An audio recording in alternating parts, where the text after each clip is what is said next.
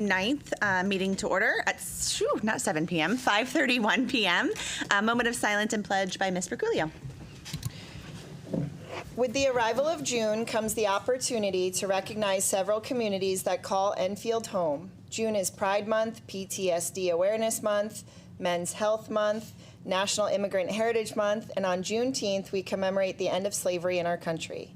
We also get to bring awareness to a topic that is especially near and dear to my heart, or perhaps more accurately, my head, Migraine and Headache Awareness Month.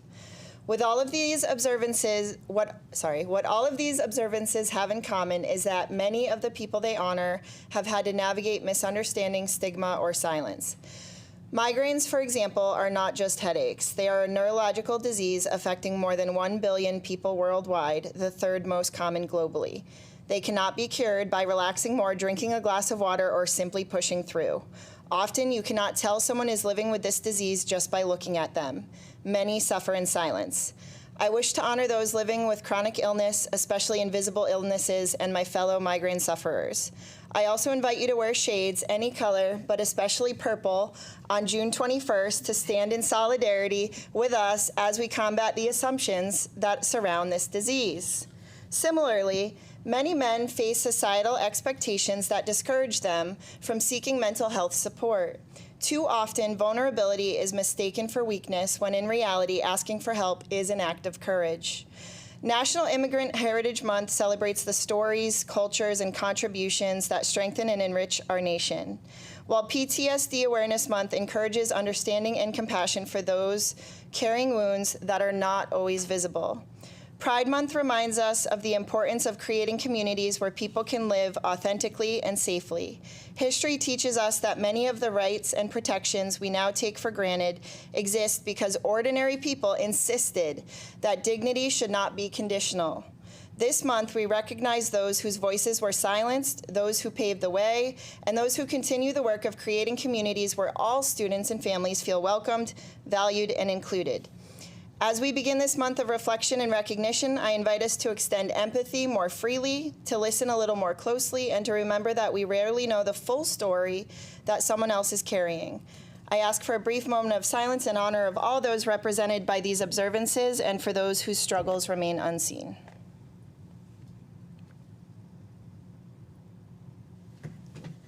And the pledge.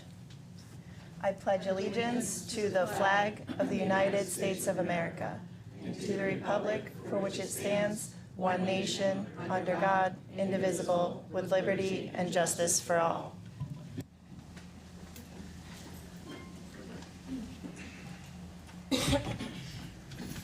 Thank you, Ms. Berculio. All right, I think it's time for roll call.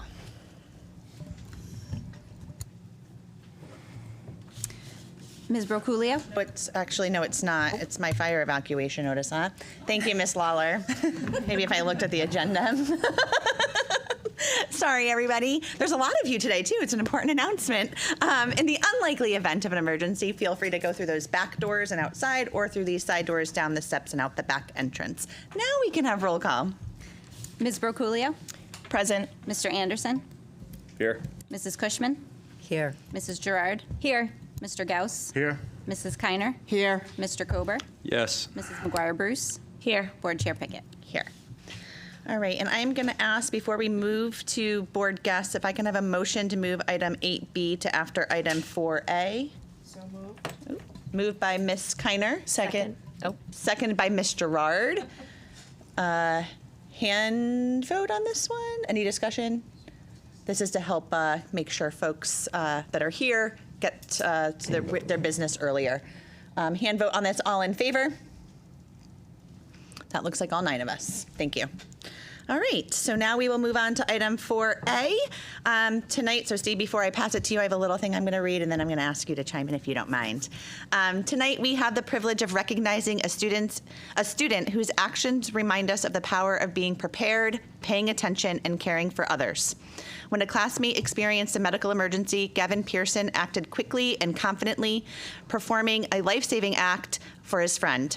In a moment when many would have frozen, Gavin stepped forward to help a friend in need. His actions are a powerful example of active support, courage, and the importance of learning life-saving skills. We often talk about looking out for one another as a community. Gavin demonstrated exactly what that means. At this time, I invite Mr. Macchio to share any additional remarks and join me in recognizing Gavin. Great, thank you. Exactly is what many of my remarks say, the exact same thing. So I am pleased to recognize one of our elementary students for an act of very quick thinking and courage.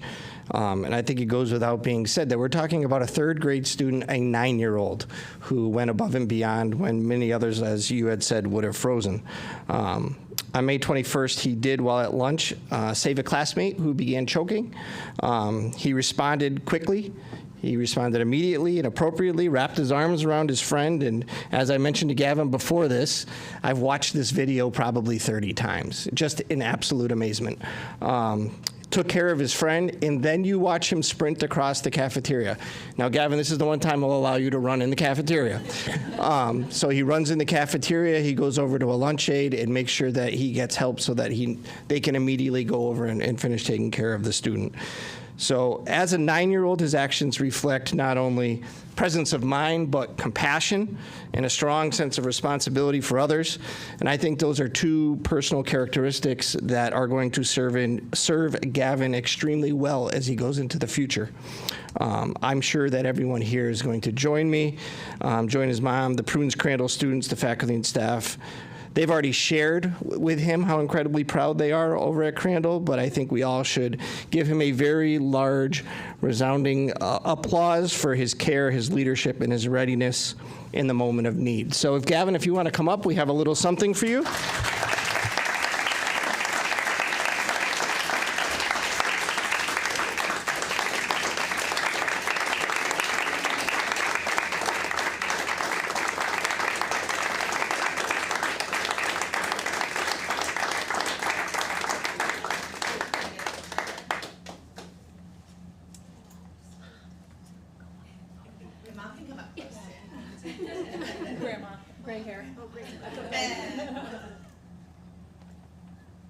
Grandma, you want in?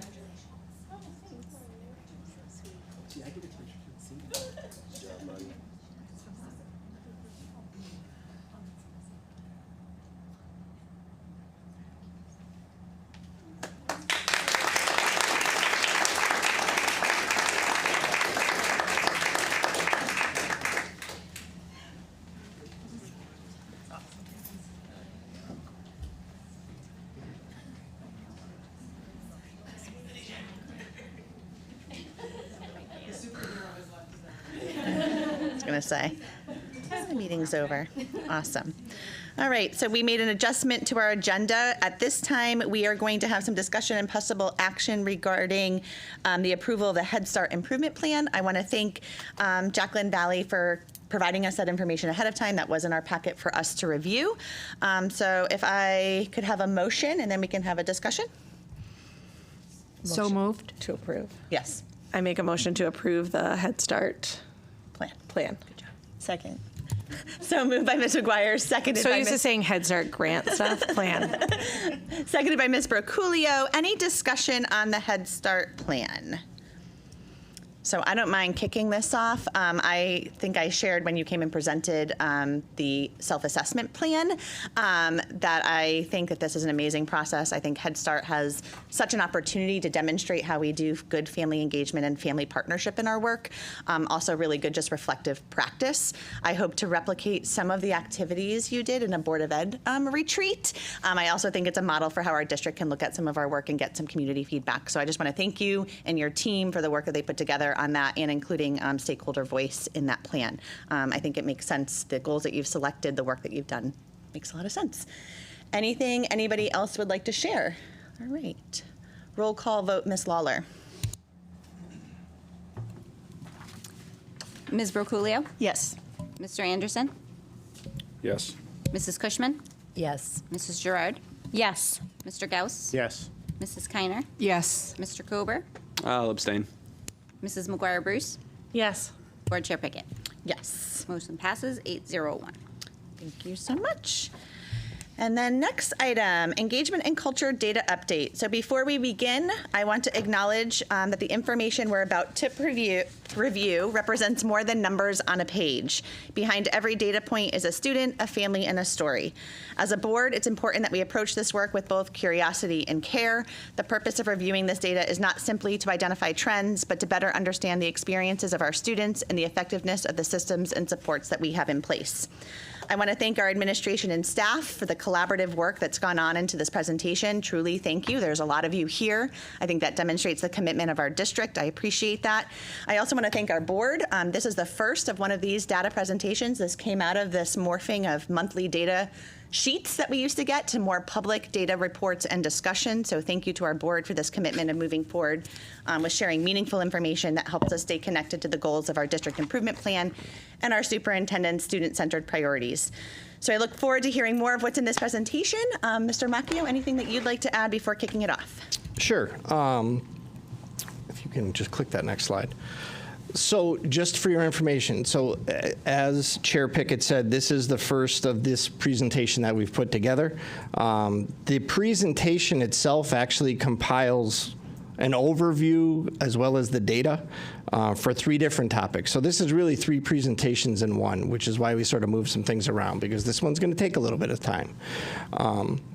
As we discussed previously, really, we're giving you the general overview of the data that you're about to see, but then more importantly, how it's connected to our everyday district improvement goals, our school improvement goals, and what we're doing about improving what you're going to see in terms of the data. We have seen some improvement, as you'll notice, but there's always more work to be done.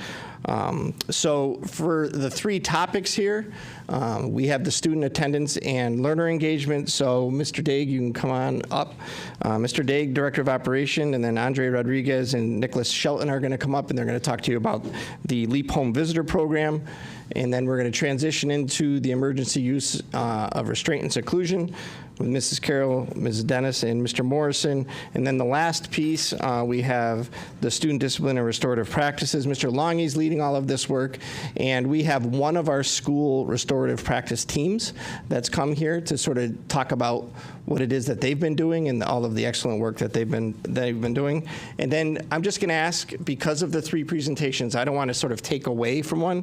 This could very easily go down and we could just spend all of our time on one portion of it. So if we can hold on to all of our questions at the end, these guys know that they're going to hang around so that as questions come after the 3, we'll be able to answer them at that time.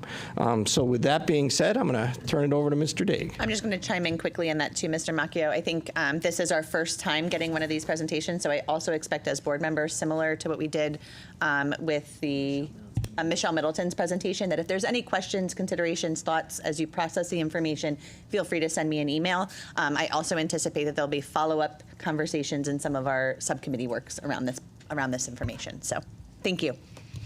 All right, good evening. I'm going to be talking about student attendance and our learner engagement and attendance program. Here on out, we'll be calling that our LEAP program. So just as an overview, for people at home, I'm sure people who are familiar, chronic absenteeism is a student who's missed 10% or more of school. This is on an ongoing basis. So if you were absent 2 times in the first few weeks of school, you'd be considered chronically absent. If your attendance improved, you would no longer be considered chronically absent. One of the goals is to reduce the number district-wide of chronically absent students, and especially subgroup chronic absenteeism. In the past, we've been tracking that mostly through PowerSchool. This year, we brought in a tool, EduClimber, and EduClimber is kind of our data management system. It's also used to manage some of our interventions. It allows for some quicker communication between teams. We changed our systems and we added in different levels of intervention. We've had ongoing student attendance team meetings at the schools this year, and we had LEAP, which we started last year. In our process last year, LEAP got assignments from the school attendance team, but we had an issue with communication getting back to the school attendance teams on a timely manner in how the intervention was progressing. So with the new system, the student attendance teams can see the information as soon as it's entered by our LEAP home visiting teams. There's another layer of intervention. If we find that the LEAP isn't effective, there's still the regular administrative interventions that have been in the past. That's administrative home visits, so on, going through a progression. Just a reminder for everyone, for LEAP, LEAP is a voluntary home visit program. It's really intended for relationship building and support for families. It's kind of a strength-based, so we're identifying what are the students' strengths and building on those to try and make a connection to school that ultimately improves student attendance. So an important part of it is making a personal connection with someone at the school. We send out trained teams, so we have a LEAP 101 training, and we do in-house district training for all of our home visitors. This is our second year of this grant-funded program. It's our first using EduClimber, and that kind of plays into some future conversations. This LEAP program has been authorized in the state budget. It'll be continuing as a competitive grant. And we also just got approved yesterday a grant modification. Our grant had been approved and extended so that we're going to be continuing this work all through the summer. So we'll still be contacting families of students who are identified as chronically absent at the end of the year over the summer. So some big successes this year with attendance. We had the Parent Square attendance notifications roll out at the start of the school year. That provides a second way and a more timely notification of attendance because Parent Square can send out notifications to everyone in a few minutes as opposed to someone in the office calling. It also allows for some communication back if parents are using the app to say the reason for the absences. This was the first year of implementation of EduClimber's intervention process. We use that both at the school level through an EPS attendance intervention form, and we also use it through the LEAP program through an attendance form. So this allows some better communication because anyone who has access to the attendance intervention can see the work of both teams. We've also this year seen some reduced average monthly chronic absenteeism. We won't know our final numbers until really it's closer to August for we'll know our final numbers for the year. We have our own internal measures, but really what matters is what happens in EdSite for the system. When you take a look at our monthly averages, the total for the year is usually a few points lower than the monthly average because as you add more days to the school year, the number of students who are chronically absent can decrease. We did have some challenges this year. System configurations and data validation for porting over from PowerSchool to EduClimber was probably beyond my skill level. Brad Wilder eventually helped me get that straightened up, but that delayed implementation of EduClimber forms and our rollout of LEAP. That also required some significant retraining and ongoing training for a lot of our school staff in using the new systems. And we still have a little bit ways to go on reducing our chronic absenteeism to the goals set forward in our LEAP grant and from the state. So on the left, you're seeing chronic absenteeism percentages by month for last year, and on the right is this year. You'll see that there was a couple point drop in the October number. That was likely due to the notification changes that came through from Parent Square, and then we had a more consistent year than last year. And that May number of 20.6, the end of the year number, June isn't reported out as a monthly. You get it as your total for the year because it's not a full month in most cases. That was 18% for the district. So our district chronic absenteeism was 18%. Last year we were at 20.6 for May. This year, we only have April data in. May hasn't come in EdSite yet, but that was around 19.3. So we are showing, on average, reduced chronic absenteeism in our monthly data, and we'll get over the summer our yearly. As part of our surveys for it, we get some of the root causes of what parents or students are reporting for reasons for chronic absenteeism. This isn't really significantly different than what we saw last year. Student disengagement is a little bit tougher one. Sometimes it's with a particular course, it's with a person, and I don't know that this survey data really captures all of that, but there are some that are down. The transportation is a little bit, only around 3%. Student physical health, student mental health still end up being fairly common reasons, but you can take a look at the data. Again, not significantly different from last year, but some minor improvements in certain areas. So I think part of the LEAP program is building relationships with the families. And we invited up one of our teams, so Nick Shelton and Andres Rodriguez. Nick actually works for us as a behavior tech at Stowe, and Andres works at a behavior tech at Eagle Academy, and Andres has some experience in doing home visit work from a previous employer. I wanted them to just talk to you a little bit about how they work to engage families so you can get an overview of what home visiting programs like. Good evening, everybody. So for LEAP, my strategy when I'm talking to a family is to let them know that I'm a resource. I'm a tool to help you, and because a lot of the problems is just miscommunication amongst the family and the town. So I like to let families know, like, I'm the bridge. Whatever you're dealing with, I like to hear it and then think of a proactive strategy to help. For example, there was a student that we were working with, and the parent had Parent Square, but it wasn't set up for her.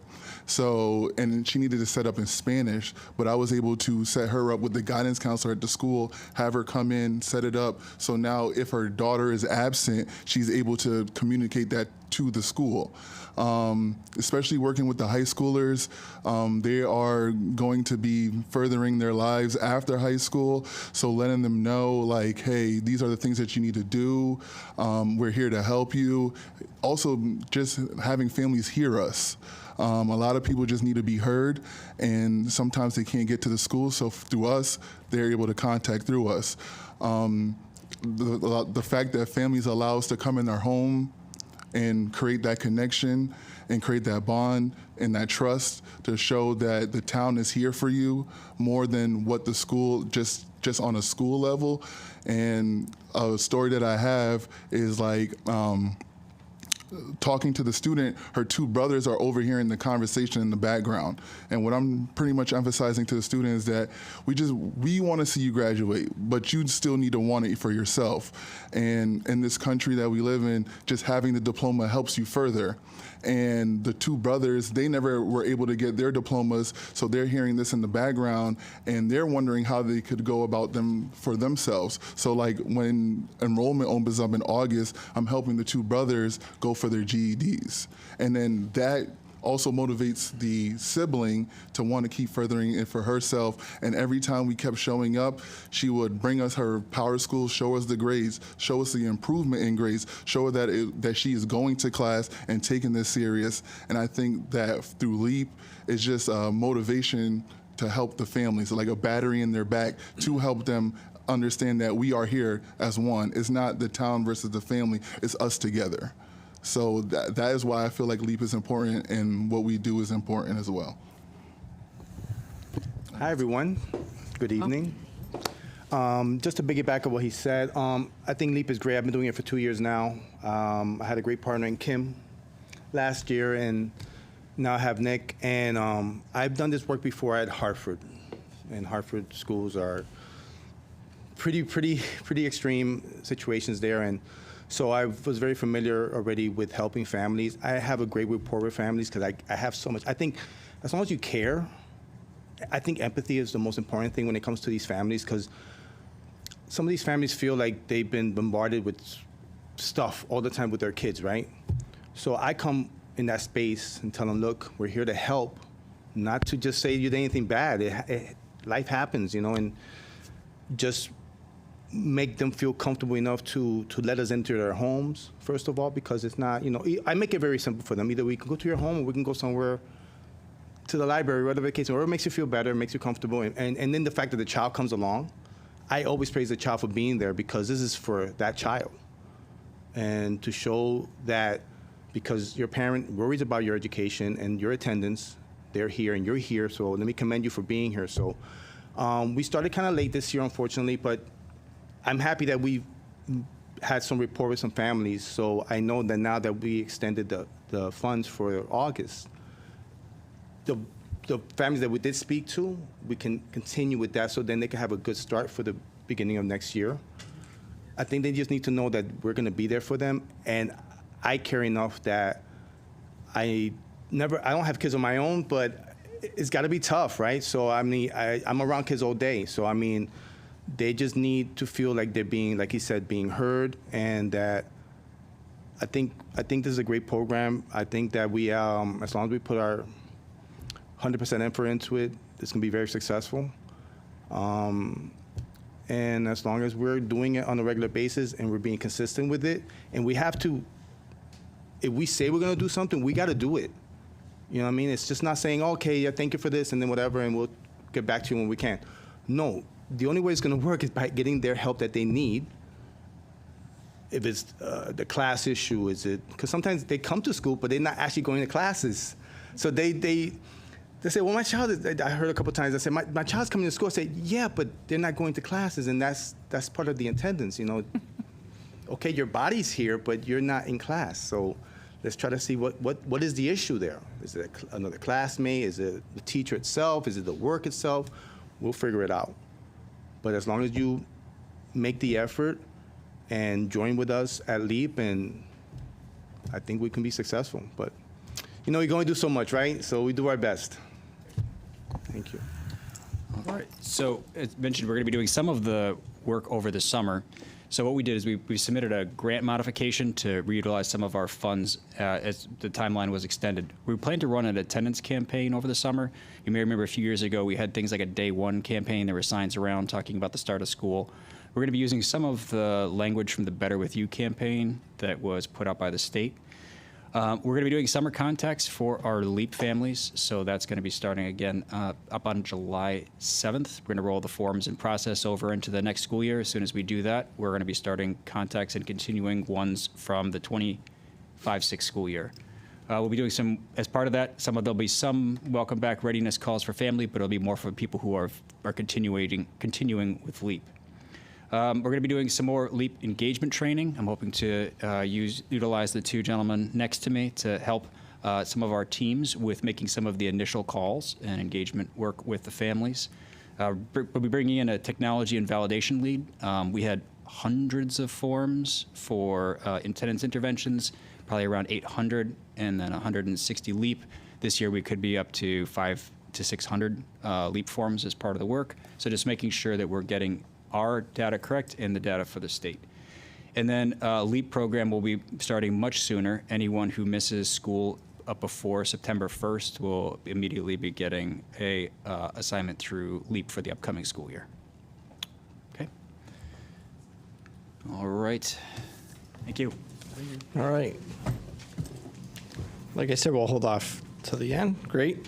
We're going to transition over, and we have Julie Carroll, Chief Pupil Services Officer. Amy Dennis is our Pre-K through 2 Special Education Coordinator, and Derek Morrison for our Eagle Academy Special Education Coordinator. And they're going to take you through the emergency use of restraint and seclusion in schools. And you have heard this before, but we'll say it for the general public who may be watching for the first time. You know, the Enfield Public Schools has a wide range of programs, and those programs have proactive supports and different interventions.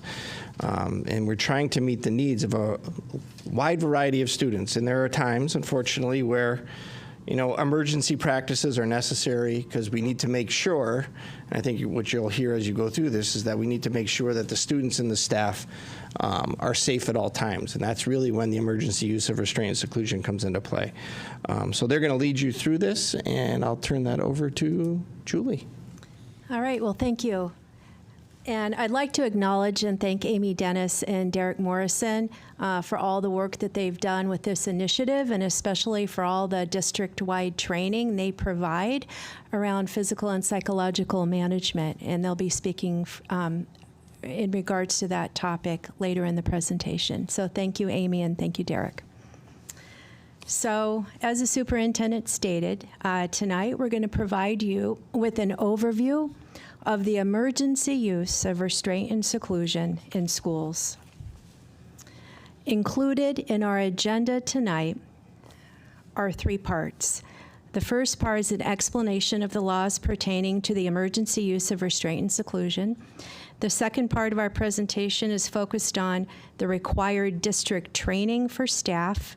And then the third part of our presentation concerns our district's restraint and seclusion data to date this year and our continued areas of focus.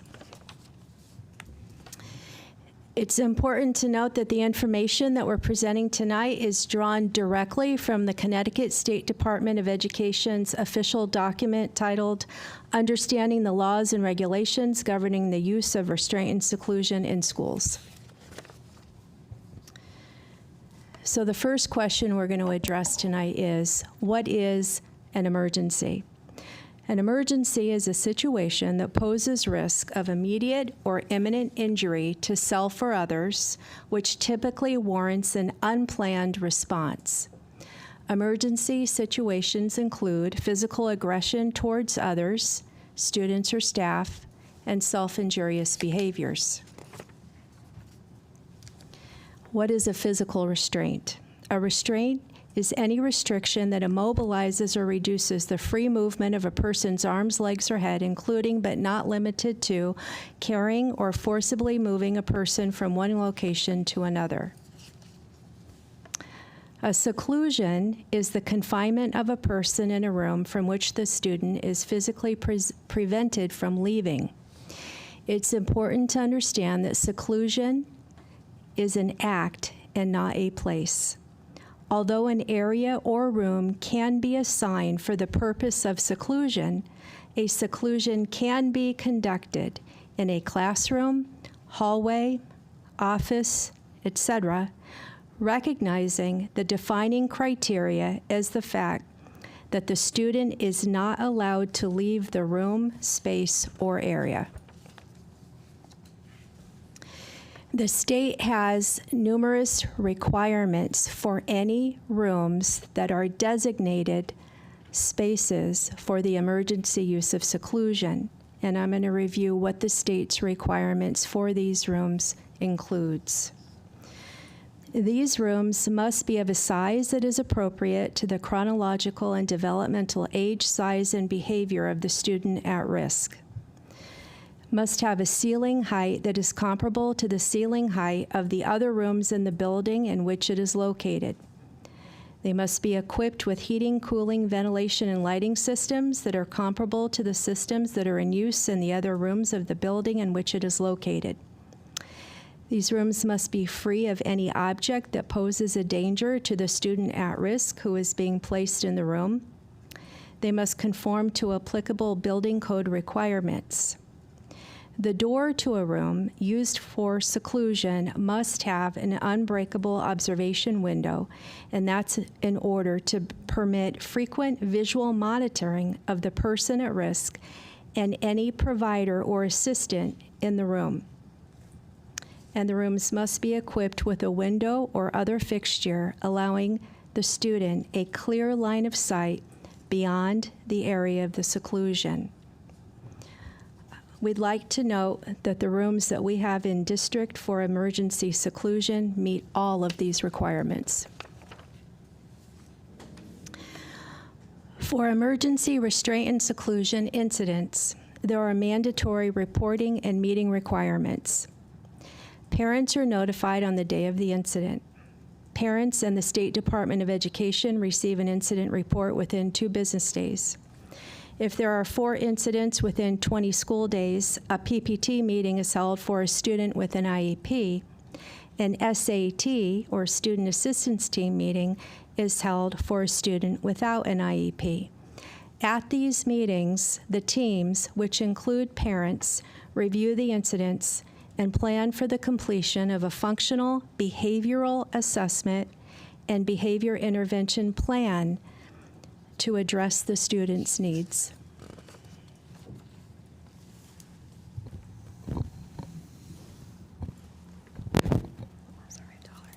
So I'll review a little bit about our annual training requirements. So Derek and I are both PMT trainers. That stands for Physical and Psychological Management Training.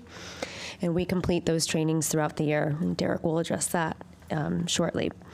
So our school crisis intervention team, otherwise known as our CIT, includes members that respond to our crisis interventions within the school system, and they are identified by our school administrators as who should be responding to a student that would be in a crisis. And they are trained yearly with what Julie had said about the understanding the laws as it pertains to restraint and seclusion. Any school employee who could possibly do a restraint and or a seclusion must have this training related to the proper means of conducting a restraint or seclusion. So the PMT training that Derek and I complete throughout the year, and with PMT associates, they must have that training. And then anybody that is identified as part of the CIT team also gets that additional CIT training. Physical and psychological, or PMT training, does include the following: how to recognize and de-escalate agitation in a student and using those strategies to de-escalate. Important issues of verbally de-escalating a student when conflict or anger comes up. I can't read, I'm gonna look down now, sorry. Effective personal safety techniques and legal passive physical intervention techniques. So we go over all of the proper holds or physical holds that we do on students. How to be effective in a physical crisis, understanding how to remain calm. Guidelines for the proper documentation that Julie had discussed in a previous slide. We document that on CT sets, and we also let parents know. And then any legal and ethical issues using physical restraint techniques is also discussed within these trainings.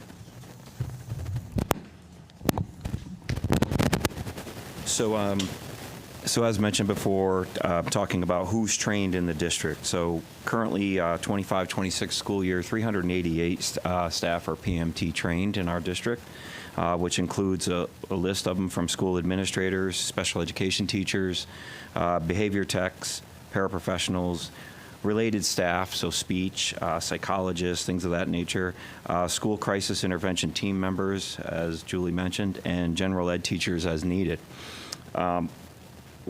All of these educators receive training. Up first, it's a full day training of PMT training. After that, it's a refresher each year of a half-day training that everybody's required to take. One of the things I wanted to mention here is the connection with engagement. I know the superintendent mentioned sometimes this is like 3 different presentations in one, and I was kind of searching for a way to connect these, and I think this is it. PMT and restraint education and de-escalation is so much part of re-engaging students. So when students are having difficulties in class, when they're having difficulties in the hallways, the ability to de-escalate them, get them back on track, get them back in the classroom is a way to re-engage them.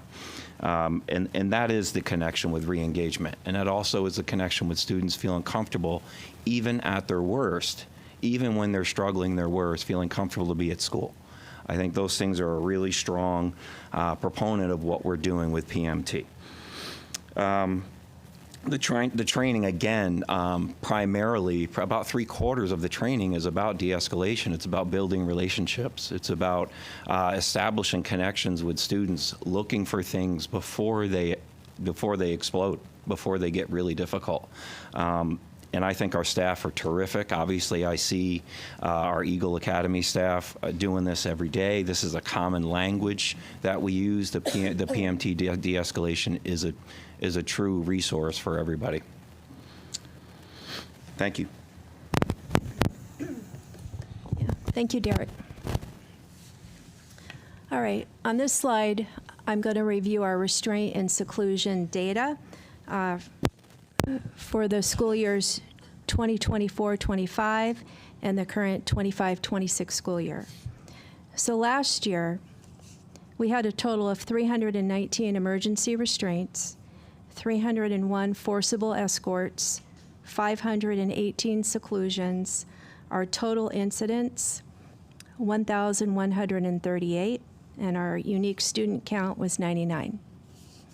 This year, our current data is as follows: 153 emergency restraints, 201 forcible escorts, 540 seclusions, for total incidents 894, a unique student count of 86. So from last year until present, we've seen a total decrease of 244 incidents and a student count decrease of 13. So we're hoping to continue this progress in the future by maintaining a continued focus on the following: As Derek was discussing, relationship building and communication with students and families, I think, is paramount. PMT training for appropriate staff is required. CIT, crisis intervention training for school teams.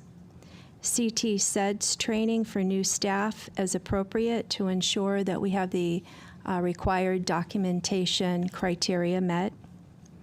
Continued collaboration with our board-certified behavior analysts and our education specialist. A continued focus on functional behavioral assessments and behavior intervention plans to meet student needs. Continuing to implement our multi-tiered systems of support for academic needs as well as social, emotional, and behavioral needs. A continued focus on trauma-informed care, as well as restorative practices. Thank you. All right, transition number 2. And she basically already did the transition for us because we're going to slide right into an overview of the district's suspension and expulsion data. And really, Mr. Longy is going to take us through the focus that the district has had in terms of understanding the factors that go into our suspension and expulsion data, and more so how we are shifting to address it in a manner that doesn't necessarily lower expectations, but rather increases the accountability for kids within their own school community. So Mr. Longy is going to kick it off, and then I think we have a number of special guests. We do. Thank you for your patience. We're just about there. 10, 15 more minutes. Thank you for your focus here. Let's just jump right into the data. So we're looking at in-school suspensions and out-of-school suspensions and expulsions. And for the public, an expulsion is more than 10 days of a suspension. And that is only able to do in certain circumstances. Our expulsion numbers are actually much lower than when I first started, and a lot of it is credit due to the alternative program that we have. When we know students are getting close to the behavior that may warrant an expulsion, we really are able to work with families and the students to look at an alternative placement, which has really been helpful, not to label students expelled, but instead more positive to go over as an alternative student. And you can see our expulsion numbers are very, very good. And it's really behavior that's outside of school that we're legally mandated to expel. You can see our in-school numbers are somewhat steady, but we're very, very happy with our out-of-school suspension numbers. We worked very, very hard this year on that. And as you'll see coming up, restorative piece, looking at alternative ways, and just being very cognizant about keeping kids out of school. For discipline, there are safety issues in which we still will have out-of-school suspensions, but we really are focusing on reducing them as much as possible. So I just want to connect why I'm even talking about this. It's just important to know that it's not only a district improvement plan goal that we have, but it's also state law. So I'm just going to touch on our district improvement plan one slide and then state law one slide, just so there's a reference for you. But the district improvement plan has been a collaborative process, and one of the goals that was a high focus was on climate and culture. It's very important, as you can see. In the theory of action we had is if we foster the development of social, emotional, and intellectual habits, then students and staff will feel more connected to the school community, resulting in improved climate and morale. That's the attendance, that's the dysregulated piece, and that's the discipline piece.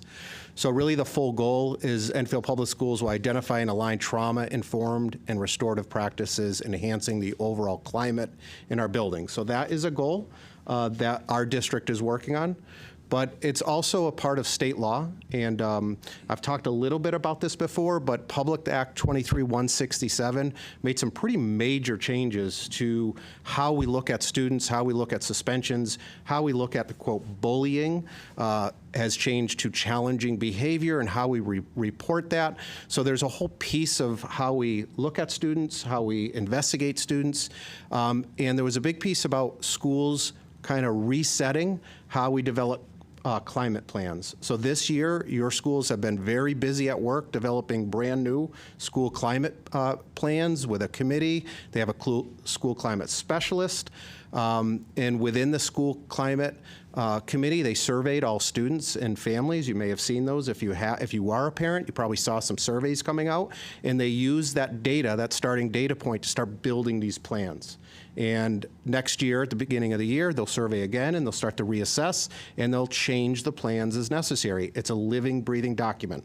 Every year that should be worked on, every year it should be updated. But if you see the fourth bullet down, this public act mandated the use of restorative practices. And this board, actually passed a policy on restorative practices that deals with nonviolent discipline and student conflict. So this is not only a law, but it's a board policy that you looked at. And really, the Public Act, in a nutshell, if I could give it one sentence, is it shifts the discipline from a reactive, incident-based model to much more proactive, restorative, and system-wide approach to school climate. I hope I'm doing well, because our board chair is very, very fluent on all of this. Whew. So really, it's a refocus. Now, listen, I joke sometimes that I'm a bit of a dinosaur. I've been around a long time. I've been principal of high school, assistant principal. I was a teacher back in the last century. So I understand what it's like not to be proactive, right? I was very familiar with that model. So I needed to be convinced of this. So I did a lot of training a year ago. And I have to say, I'm very won over. And I think this is really an exciting way to change how we look at discipline. I really do believe that. So one of the best quotes I saw as I was doing some research is in the box there: restorative practices do not lower expectations. That was my fear 2 years ago. It really was. Really, they raise accountability while preserving relationships and learning. And we are in the business of learning, right? Sometimes we forget that. We are in the business of learning. But everyone needs to be in the right mindset. We have to have proper relationships. There have to be proper safety within their district. So research says that when restorative practices district-wide is done well, it does reduce suspensions and expulsions. And I think the data started to show that. And when you focus on repairing harm rather than just removing students, keeping students in the learning environment, and research shows schools using restorative practices often see measurable decreases in exclusionary discipline. Those are your out-of-school suspensions, time aside, things of that nature. Data and research also shows that improves school climate, so the overall climate. So this focuses on students who misbehave enough where there might be an exclusion or a suspension, but what about the average kid that's just walking through our hallways, right? That doesn't even know this stuff's going on. They just want a nice, safe environment. Research shows that it absolutely improves overall school climate, where there's more respect in your building, there's more accountability, there's more belonging overall. Stronger relationships between students, staff, and families, and again, leads to a safer, more supportive learning environment. Also, research says it addresses the root causes of behavior, and this is what sold me.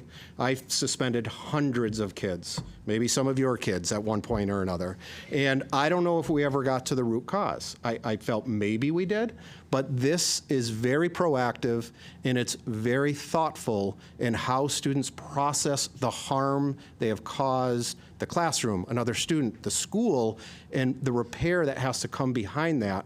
It's a very difficult process for kids. I found that kids would rather just be suspended than have to acknowledge the harm they caused and to figure out how they're going to repair that. It's a pretty difficult process, even for adults sometimes.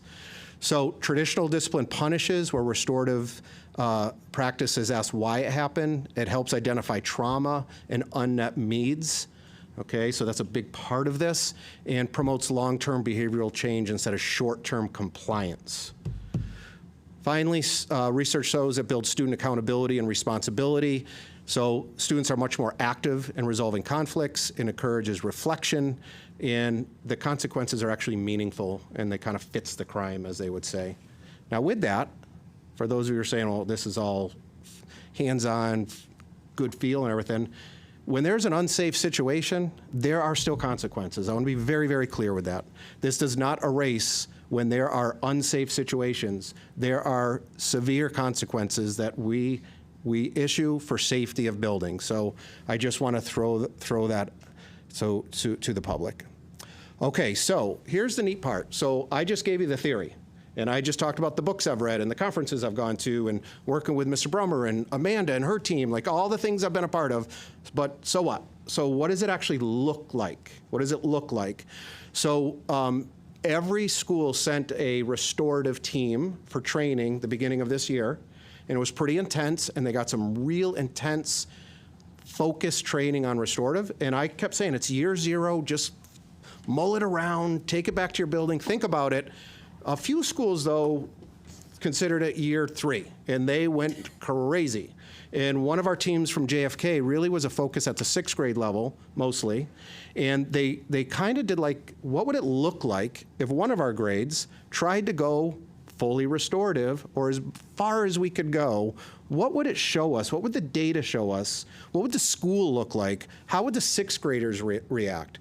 So why don't we see what happened? So we have Ashley, who's one of our assistant principals. We also have Madison O'Shea and Caroline Trudell is going to come up and talk about a restorative circle story. And Elise Goodry is going to talk about the impact on the academic circles that they're running.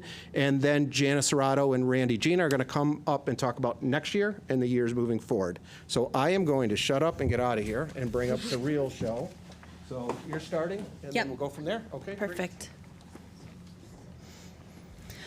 All right, so we have one slide of data for all of you. So I really want you to focus on, what some of the things we've been doing look like, what some of the kids are saying, and I will say this is really, truly the bridge between all 3 of our little presentations here, because the whole idea is to make sure that kids feel regulated in the classroom and that teachers feel regulated, that administrators feel regulated, because we're not our best selves. We literally don't have a functional IQ high enough to learn if we're not regulated.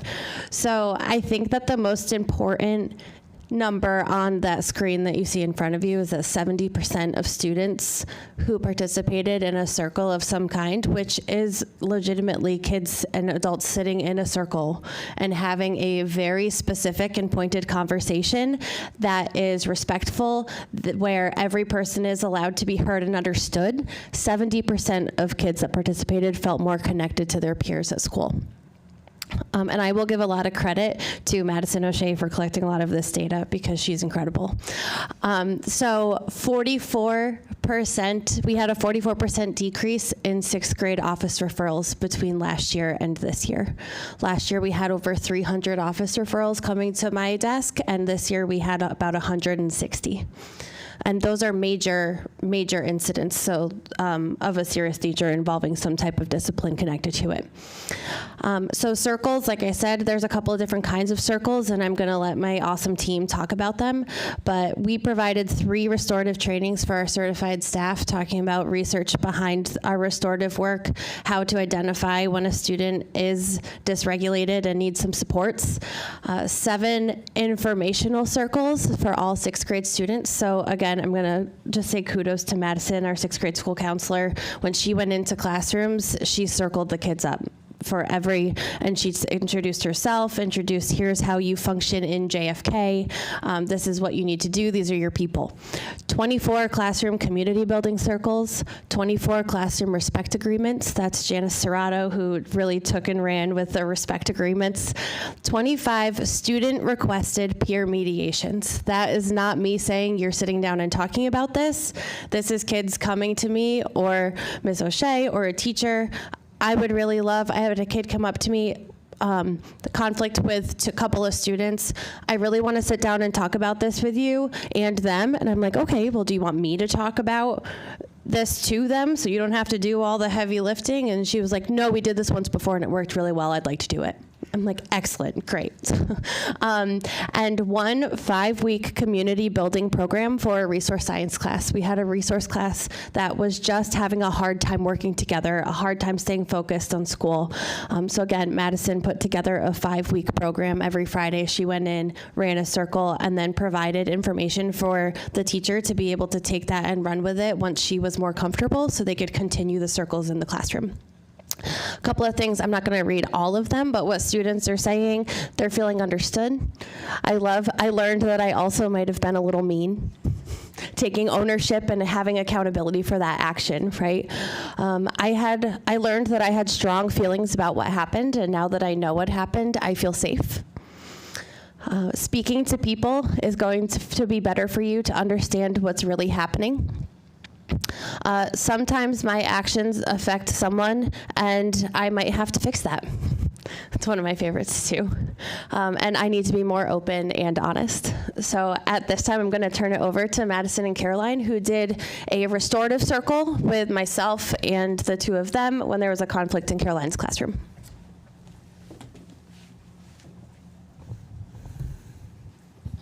Hi, everyone. I'm Madison O'Shea, the 6th grade school counselor. So I ran a lot of circles this year, and some of my favorites were the mediation. And we want to talk specifically about one that we did that was pretty large in Caroline's art class, because we felt like it was really effective and we got a lot of insight from the students. So we had a situation where there were 2 groups of students in Caroline's art class that just weren't getting along. And after talking with them, it was very clear to us that some of that was because of misunderstanding. So we decided to run a restorative circle with those students. There was about 10 or 12 of them. And Caroline joined in because it was really important for them to also hear her perspective and how it affected her, and for her to be able to model that for them. So I ran the circle, and we had the talking piece, and we did a little mindful moment like I do for all the mediations. And then they answered 3 questions. So the first question was, what happened from your perspective? The second question was, how did the situation affect you? And the third was, what do you need in order to move forward and work collaboratively in class? And so all of the students went around and shared what had happened, and they learned a lot through that experience. I had them fill out the little survey after, and we had a situation where there wasn't any issues after that, and I'll let Caroline speak a little bit to what happened in the aftermath. But a lot of the students really bought into the experience and really got to hear some other perspectives, and it was really effective overall. Hi, my name is Caroline, and I teach art at JFK. I'm also on the restorative committee, so I got to see this work in practice. And we were about halfway through our trainings when this incident occurred during semester 1. And so I reached out to Madison, and we ran the circle. And it was beautiful to have Madison run the circle so that I could be part of the circle with the students and tell them my statements and how this affected me as a person in the classroom where harm was caused. It really did come down to misunderstandings, and what was really beautiful was that we ran this circle during the first period of the day, and I have that class during period 2. So we left the circle and went to art class, and we started working, and everybody was kind of like, they settled in. And then about 15 minutes later, I noticed one group of students, about 4 students, kind of get up, and I was like, and they walked over to the other group of students and apologized to them without cluing me in, without trying to have me see them do it. They went over and apologized very quietly and said, sorry that we assumed things, which was something that we had talked about in the circle. And from then, the rest of that class for that semester was a much more cohesive unit, where those students did not exactly sit together and talk together every day, but the atmosphere in the classroom was calm and respectful, and it was really lovely to see that practice be put to work and have students understand what was going on instead of having them be disciplined to understand what was going on, and to see them have their own accountability. And I think one of the things that really helped with that too is that at the end of the circle, we had all of the students collaborate together to come up with an agreement moving forward. And so they all signed it and they all shared what they would need. And I think that having that discussion agreement all together rather than having the expectations placed on them really helped with the buy-in as well. So it was great, and I'm glad Caroline invited us in, and it went really well. So thank you.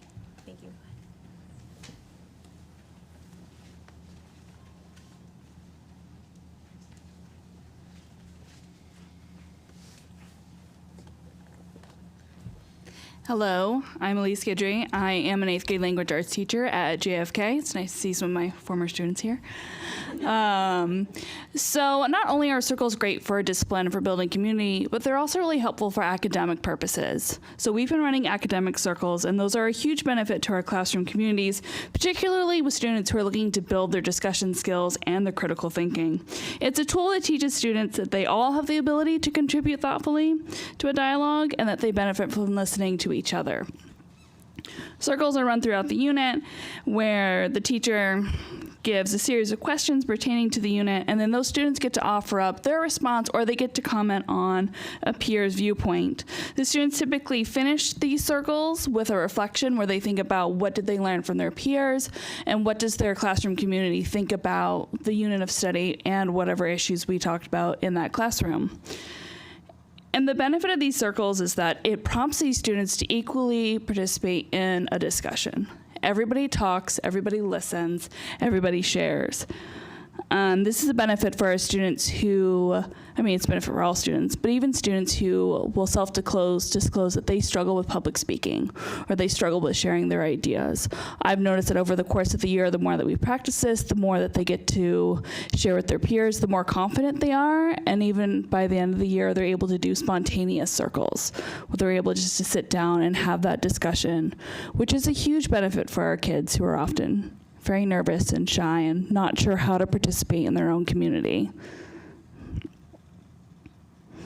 So yes, thank you.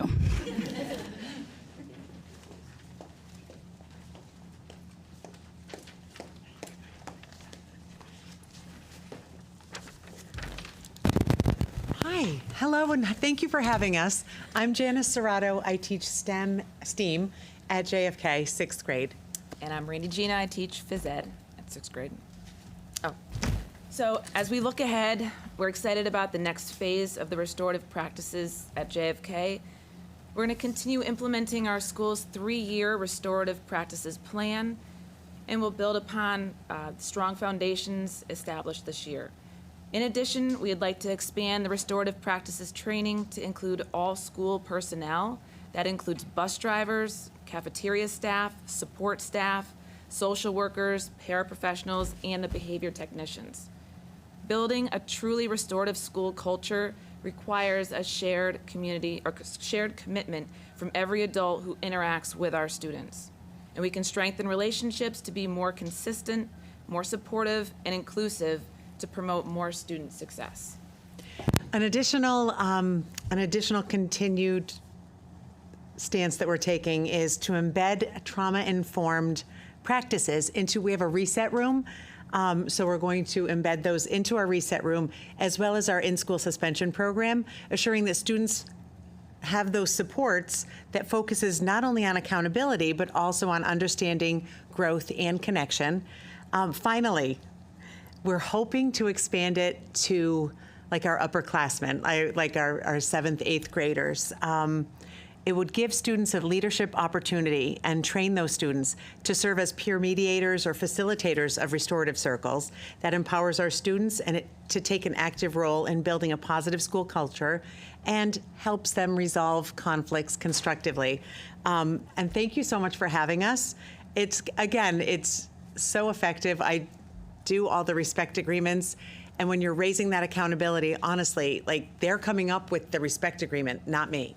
So it's not like something that's dusty on the board, and they come up with it and we live by it. And we'll cross things off or add things if they need it. But one thing that a student said was, you never know what kind of day someone's having, so we need to be kind to each other. I was like, oh, I like that one. It might take up a couple lines, but that's okay. So thank you so much for having us and your continued support as we continue to develop these environments for every student to feel valued, heard, supported, and connected. Thanks. All right, that is the 3 presentations. If I was to be down there and press the button, the next slide would say questions. So if there are any questions, thank you very much. Thank you, Are there any questions that we can attempt to answer for you or put together more information? Perfect. Thank you, Mr. Macchio. Thank you all for your thoughtful contributions. I will just quickly share, I might package you all up and take you on the road with me. Nice work. I just want to start off with a couple comments, and then I'll open it up for board members. I want to say, again, thank you for this presentation. Something that stands out for me is how interconnected these topics really are. Whether we're discussing behavior, discipline, attendance, engagement, to me, policy and procedure plays an important role, but so does relationships and connection and that sense of belonging.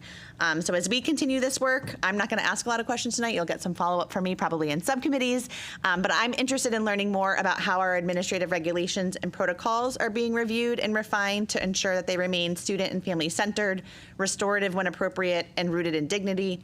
While clear procedures are important, it's equally important that we remember that we're dealing with human beings. So I appreciated our start off with our home visitors when Mr. Nick was sharing about the importance of building relationship and hearing folks' stories and understanding the context. I think it's really important that we understand that, and we are constantly reflecting on how our systems and the approaches that we're using really are individualized and supportive to our families. I also see opportunities for us as a district to do some more work with in partnership with our town. So thinking about how are we connecting with youth services, our school-based health centers, and our other community organizations, how can they be included in some of this work or part of some of the training and support that we provide?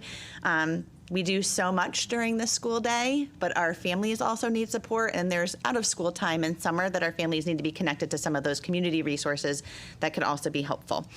So I'm going to stop there because I do have some other specific thoughts, but I'm going to save those for another time, and I'm going to open it up for my colleagues here. Ms. Gerard. So I just had just a few kind of more bullet points of some things that I kind of noticed. First off, I have to say that it kind of gives me a little flashback of my Circle of Security time. If nobody has gone through that, it's actually a fantastic program for parents. But that rupture and repair kind of moment is really... It's really helpful for not only the teacher, but also the student as well. So Circle of Security is more for the littles, but honestly, this is kind of growing and expanding into the older kids, which I think is a great opportunity. The School Climate Committee, this was one of my questions, was who does it usually consist of? I know that you did say a school climate specialist, but is that teachers? Is it administration only? How does that kind of work? It doesn't have to be, but in our case, every building, it's an administrator. Okay. Usually the assistant principal, sometimes the principal. Okay. And I would just share, Ms. Gerard, I'm happy to share with folks, there is a nice guidance document about the law that Mr. Longy shared, and legislation actually dictates committee membership. Oh, perfect. Thank you. And then I think you did answer my question about the pre-planned agreements and how it's actually a combined effort with the students and actually the teachers, I'm guessing as well, whoever is involved in that, which I think is awesome. So it's not just this document that you're here, take a look at this, sign it. You're actually working together. I think that's really, really great. My last thing was using the training for the additional staff, as well as I have to put this plug in for the bus drivers. It is a struggle for JFK bus drivers. I personally know what it feels like.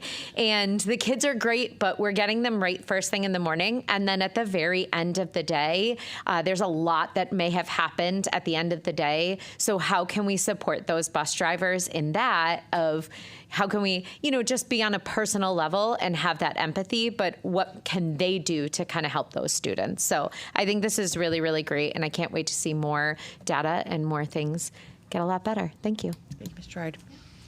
Mr. Coburn? Thank you, Madam Chair. So I'll start with some general comments, and maybe I'll hone in for a few questions that, if we don't have them, we can get some follow-up. I think as the board chair mentioned, this is kind of our first presentation in this short, where we did include 3 different themes. Everybody had about 15, 20 minutes, and we were able to kind of soak it in. So I think there's a lot of good information. I think a lot of us will kind of be noodling on it for some time. I think this is good for public awareness just to see. I know we talked about previously how we did receive data and what we do with that. I'm still a fan of us getting more consistent and regular reporting. I know when we look at it in the totality of a year, it's good, and it's good to shout out our successes and our challenges. But at that point, it's kind of too late, obviously, so you're only looking at next year. I know some of the things, and specifically like some of the data points, obviously because we're presenting now, school's not over yet. I mean, obviously high school's graduating soon, but the rest of the students are getting out later. I know some of these numbers were, presented as 25, 26 numbers, but I'm obviously curious as to like when the stop point was. I believe with some of the LEAP data, you guys went as far as April. I know with some of the restraint data, I got some questions there because I know we shouted out that our numbers went down, but again, I want to kind of know what the end date of that is.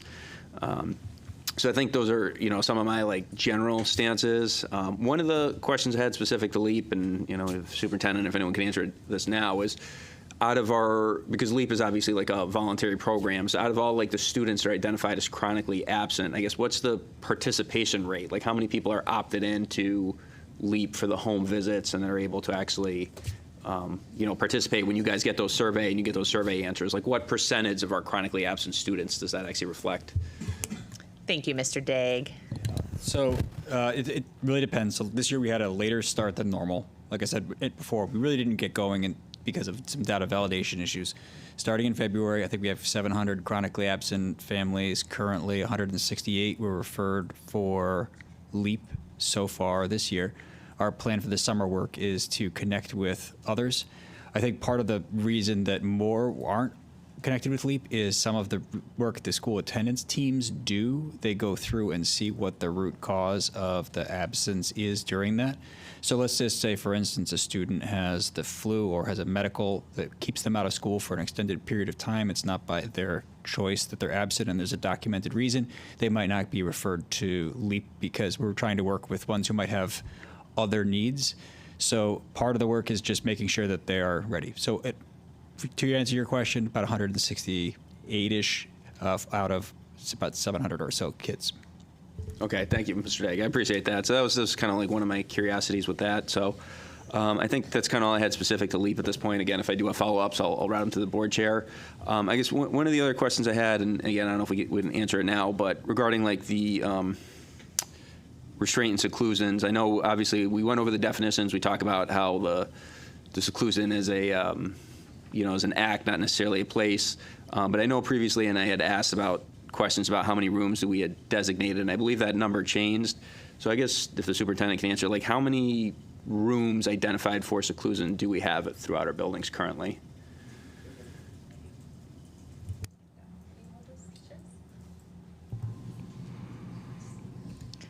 Thank you for being prepared for what you didn't know what to be prepared for.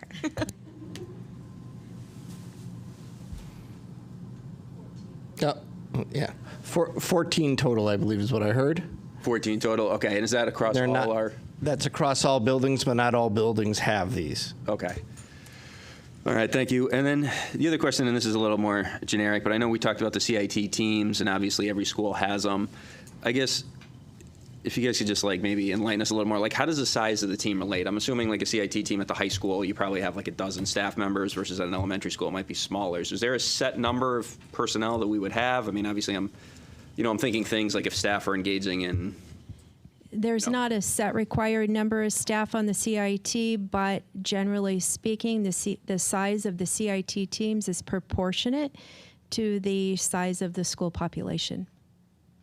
Awesome. Thank you, Director Carroll. So I think that's important. That's kind of what I'm getting at. Obviously, a school with 1,400 students is going to have a bigger team.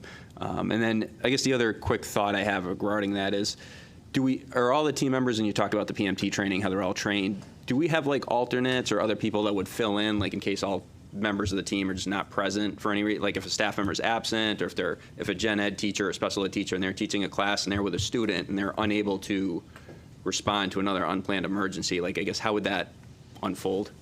So the school administrators are responsible for overseeing the crisis intervention teams in their assigned school buildings, and they have contingency plans for when certain CIT members are out of the building. There are contingency plans in place. So as you saw, we have district-wide 388 staff members who are PMT trained, so we have an ample pool to draw from. Perfect. Thank you again. So I think that's all I had right now. Again, if I do have more follow-ups, as they come to mind, or I'll direct them to the board chair and go from there. Thank you. Thank you, Mr. Coburn. Ms. McGuire Bruce. I don't have a ton of questions, just more so comments. First of all, John Daig, I'm pretty sure you said something was above your head. I disagree. I don't think there is anything above John Daig. I was like, no, that can't be real. But just quickly, I loved talking about the LEAP program, the resource, saying that you're a resource to these families, acknowledging that sometimes they just can't get there. They can't get their kids to school. There are just so many things that we can't even begin to think of that are struggles for families. So I appreciate the LEAP program and all the work that you guys are doing. I'm so excited that the grant was not only approved again, but that we can start in the summer. I think that will start kids off on the right foot, and I think that's important. Sometimes you feel so behind, even just quickly after a few weeks. So to be able to start on the right foot, that's great. I too had a couple questions about the school climate plans, but I can follow up about those, and just the comment about kids would rather be suspended than having to repair. I think there is some truth to that. I now have 5th graders, and they are peer mediators to the younger students. So JFK, I think that'll be great, and hopefully the 6th graders going up to 7th will ease that transition for you too. So thank you for all that work. Mr. Gauss. Okay, I have just more of my focus was on the first section. I have a question for, yes, absolutely. Thank you for bringing that microphone back. With the EduClimber Power School, are those integrated now? Because what I understood when you were speaking is that that data was imported manually. No, it wasn't imported manually. We did an SFTP transfer. I think that I can explain the data validation error. So what happened is their Power School has a user interface and which shows daily attendance and daily attendance codes for students. There's codes and there's historical codes, and those have to get mapped back to either absent or present, a binary function. But there's also a backend that goes for state reporting, which is what populates for EdSite. It's like impossible for a normal user like me to see the backend. So there was a discrepancy between the user end and the backend. The backend was correct, but the user end was reporting a different number. When they linked to EduClimber, we were seeing the correct number that was going to the state, but all users in Power School were seeing a different number that diverged as the year went on. It was a simple fix once our data analyst, Brad Weiler, got back, but I struggled for several months with data that would be aligned and then unaligned. So that was the issue. They talk now. The data coming in is correct. It was just when we did the linking, we just needed to identify that the data that was coming into EduClimber was correct and it did match the state, and we had to just retrain on using that screen within Power School itself. Yeah, that was my question. I deal with data and all that. I just want to make sure that it was continuously updated instead of having to wait. Nightly import? Then we check for validation issues. So let's say someone entered a legacy code that wasn't interested, it'll kick it out. We get a validation message, we go in, fix the code, and then it imports. So that happens every night. Perfect. And then with a lot of this stuff, hopefully this data will give us more and more root cause analysis kind of stuff. Things like, are we keeping information to see if there are multiple children from a single household that are having the same attendance problems and stuff like that. A question about transportation.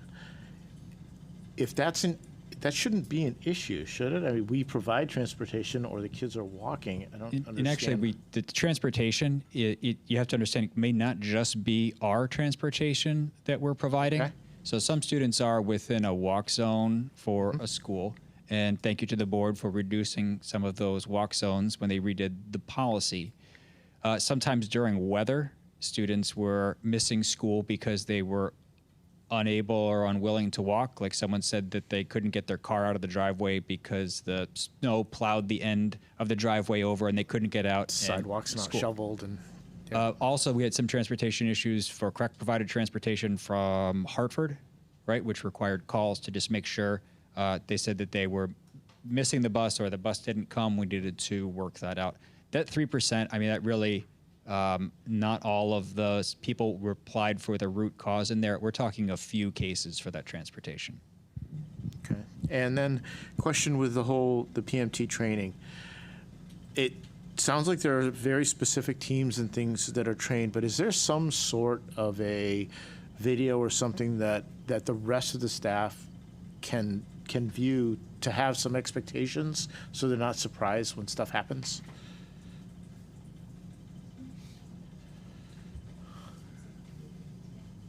PMT requires certification that we give at the end of a class. So while there's not specific to PMT or CIT, which is a lot of, acronyms, crisis intervention, staff is prepared and, has the biweekly faculty meetings where, admin or special education come in and we review student cases or review de-escalation strategies. So while it's not going to be specific to being certified to do PMT, they are trained in de-escalation strategies specific to behavior intervention plans, 504s, and IEPs. No, I just want to make sure that they don't become part of the problem in panic and stuff like that. Not expecting everybody to be certified at all, but just to have everybody on board if that's what's happening. I think that is.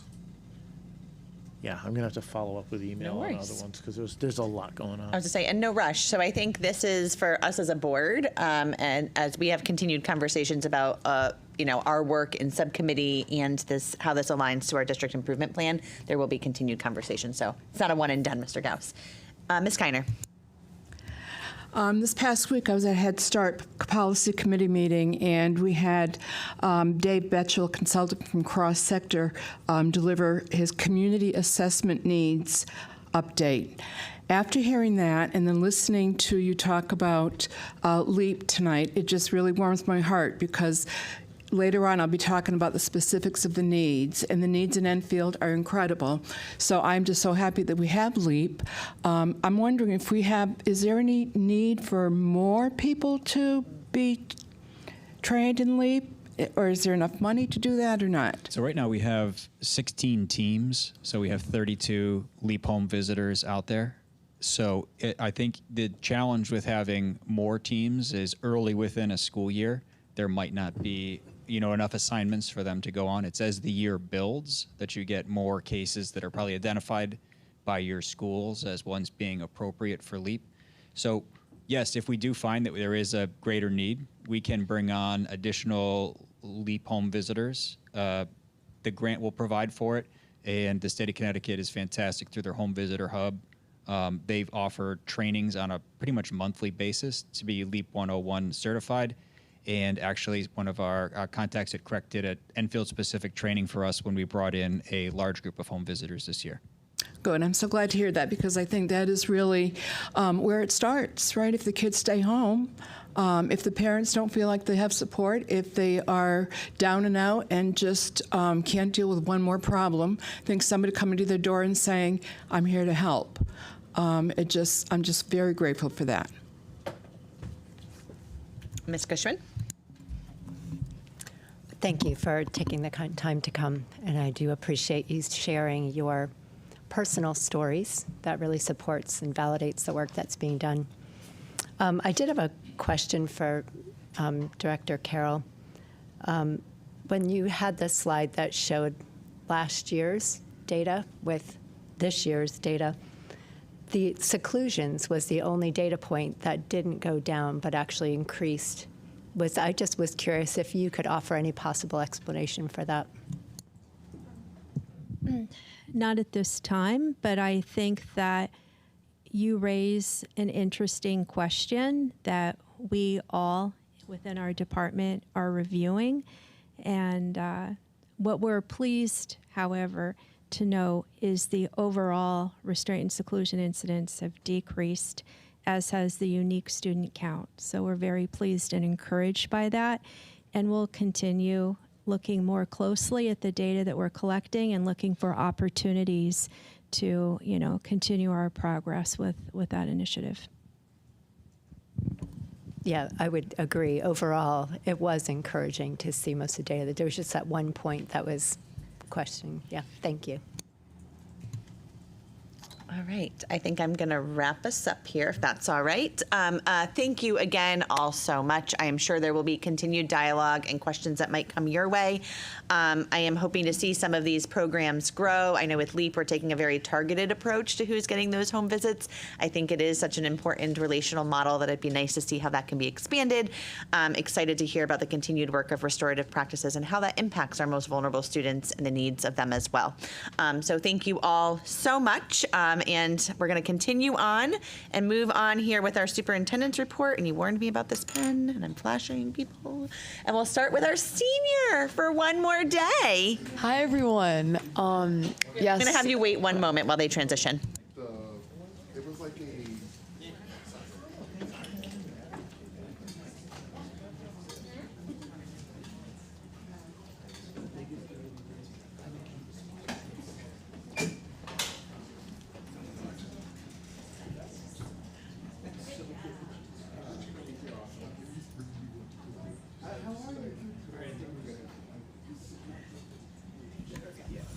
All right, so as for our updates, there really is not a lot going on. You know, we're ending the school year. But the other board and reps and I, we hosted our panel. Chase is going to elaborate a little more on that, so I'll leave that to him. And then obviously graduation in 2 days, very exciting.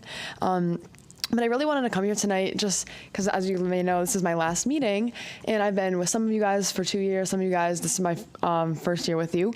But I have so much fun up here, and like I really loved being a part of this. I want to thank you all for allowing me the opportunity to be up here and be representing my school, my class, students of Enfield High, and I love being able to go into the school, do work there, do work here. So thank you all, and I wanted you all to know that next year I will be continuing mainly because of this. I just love being part of like learning about the politics and everything. I will be studying public policy along with business next year. So thank you guys so much for everything, and I've loved being a part of this. Good evening, everyone. 2 Mondays ago on the 1st, as Olivia said, the student representatives organized a panel featuring student speakers who are going into a wide variety of post-secondary fields to answer questions on what life after high school looks like, and how EHA students can prepare for whatever field they are planning to go into. The panel featured a recruited athlete, students going into the trades, college, the Navy, and the workforce. It was highly informative, and we look forward to expanding it next year. And lastly from me, as Olivia said, this is our last meeting for our term, so I wanted to thank all of you for being so welcoming and for my time here on the board. Thank you all for this opportunity to represent Enfield students, and I wish you all a great summer. Thank you. Before I pass this over to Mr. Macchio, it is our student reps' last meeting with us. Tonight we have Olivia Nucio and Chase Menard with us, but we also had the pleasure of Avery LaLoupe and Jennifer Vasquez Ramos also supporting our board. So I have a couple remarks, and then on both of your chairs there was some bags with some swag and a journal, and I have 2 more for you to bring back for Avery and Jennifer. But I'm going to share something that I just wanted to, wanted to have a speaking engagement at your award ceremony, but then I realized that that's like 25 pages long of awards, so I saved my remarks for tonight. It's been an honor to serve alongside this team of student representatives. You are a powerhouse group of critical thinkers, advocates, community builders, and doers. Each of you has contributed in lasting and meaningful ways, bringing student voice into important budget conversations, elevating student surveys, and helping design panels and activities that directly support our district schools. You've helped ensure that student perspective isn't symbolic, it's present, active, and impactful. You've also pushed us as adults and board members to think more deeply and reflect on the most important perspective in our decision-making process, students. Personally, I've been honored and humbled to serve alongside you. Thank you for everything that you've done and that you've added to this board, what you've modeled for those around us, your courage, your thoughtfulness, and care. You leave behind work to build on, and I can't wait to see what next year reps do. So thank you both so much. Congratulations to you, Olivia, and I can't wait to see what you do and maybe someday serve up here. Mr. Macchio. I thought I was giving the remarks.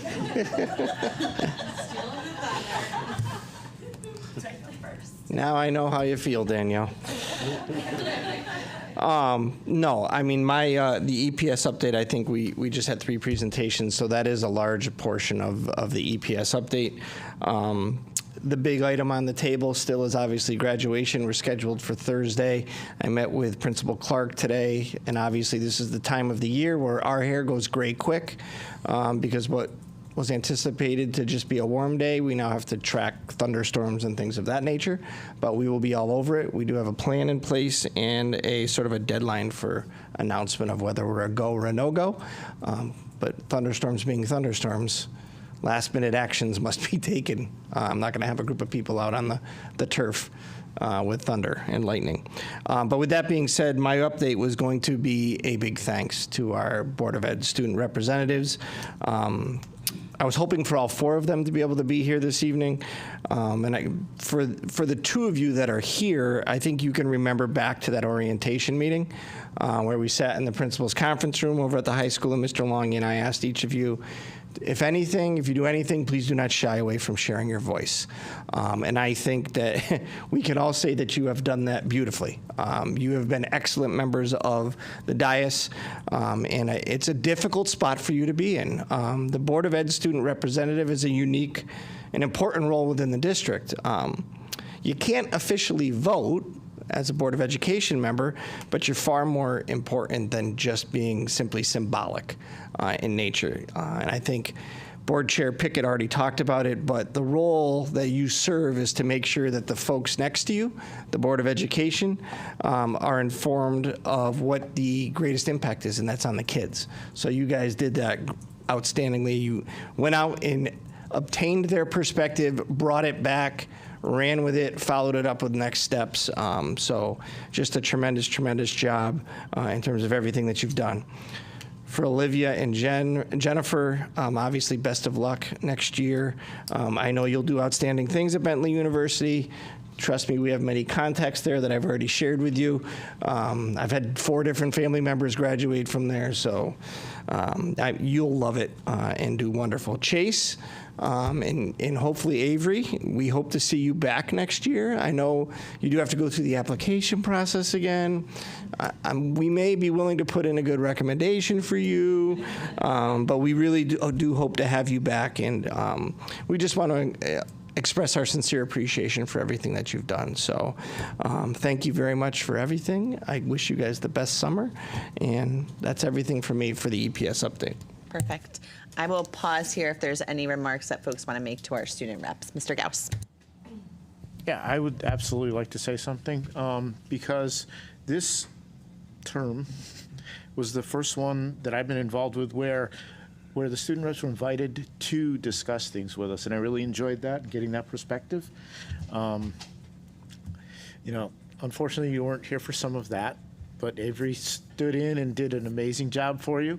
And I'm just glad that you guys can be more than just a reporter of what happened in the past couple of weeks at the schools. And I wish you really good luck in the future. Well, I won't see, and maybe we'll see you. Thank you. Thank you, Mr. Gauss. Ms. McGuire-Bruce. I just want to say I know how proud your parents are too. Being fortunate to know them both, you guys are just making them so proud doing what you're doing up here, and I'm honored to have been able to do this with you this year. So thank you for all you're doing. Ms. Kiner.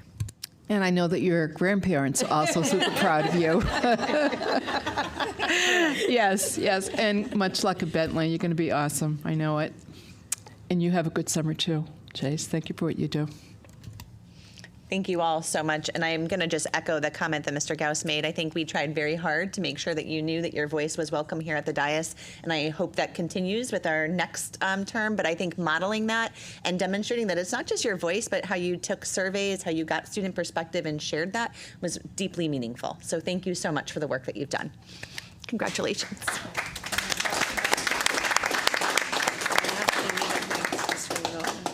Thank you, Mr. Lange. All right, public comment. Good evening. Thank you for joining us. A couple reminders before we begin public comment. Each speaker will have 4 minutes. Please share your name and relationship to the district. Please also make sure your mic is on. This time is for your comments. It's not, unfortunately, a conversation with the board, so it's not a Q&A. Our role is governance of the district, so please frame your remarks accordingly. Also remember that all comments become part of public record, so please understand board policy and state law. We ask that you avoid sharing information that's confidential, including personally identifiable student information or public or personnel matters. But thank you for being here, and I'm going to start with Miss Catherine Preventure.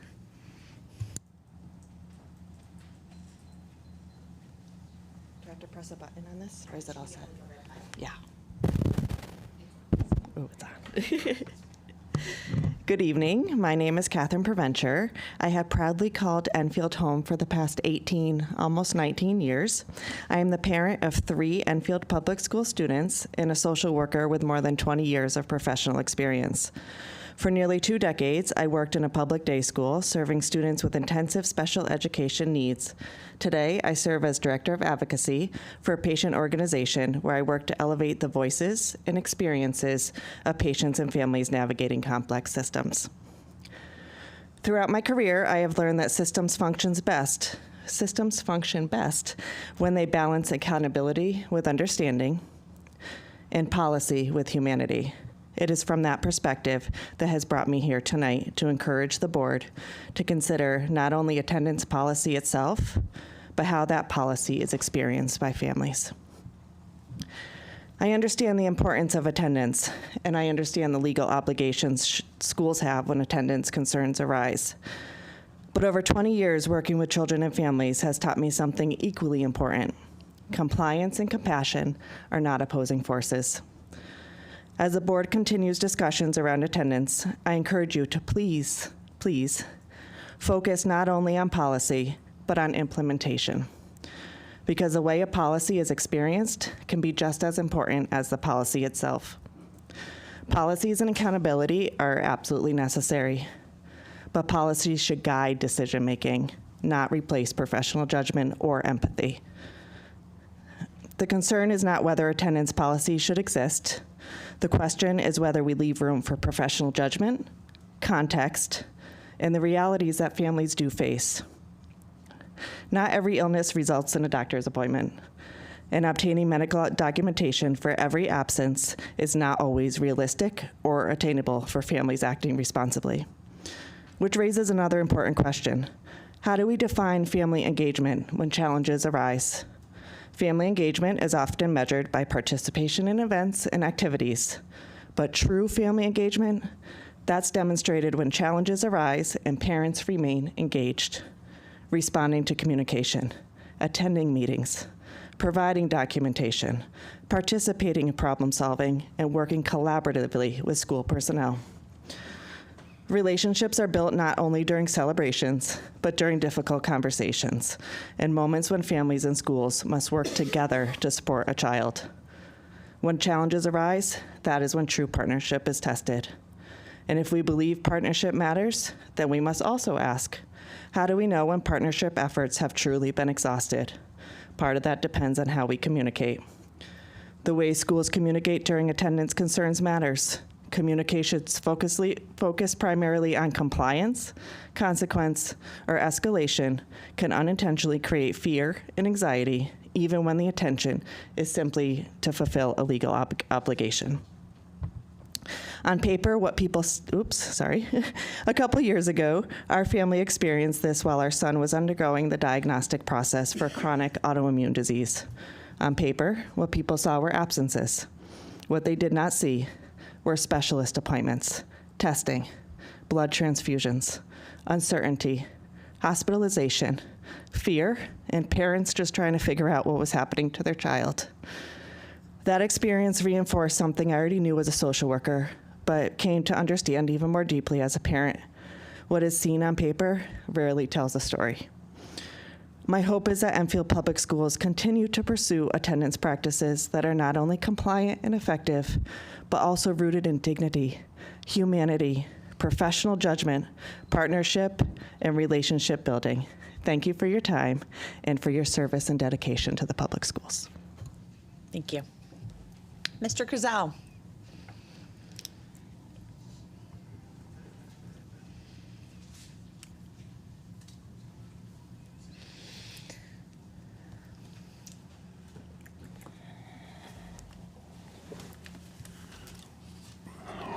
Walter J. Cruzel, 21 Charlie Road, Chairman Emeritus, the last two-term chairman of this board.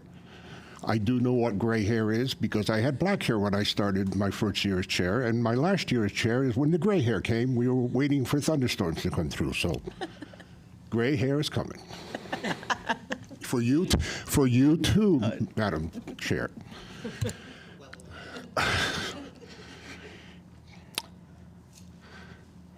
I see a plethora of things here, but I want to point out three things in this chamber that wouldn't let you have the plethora of things.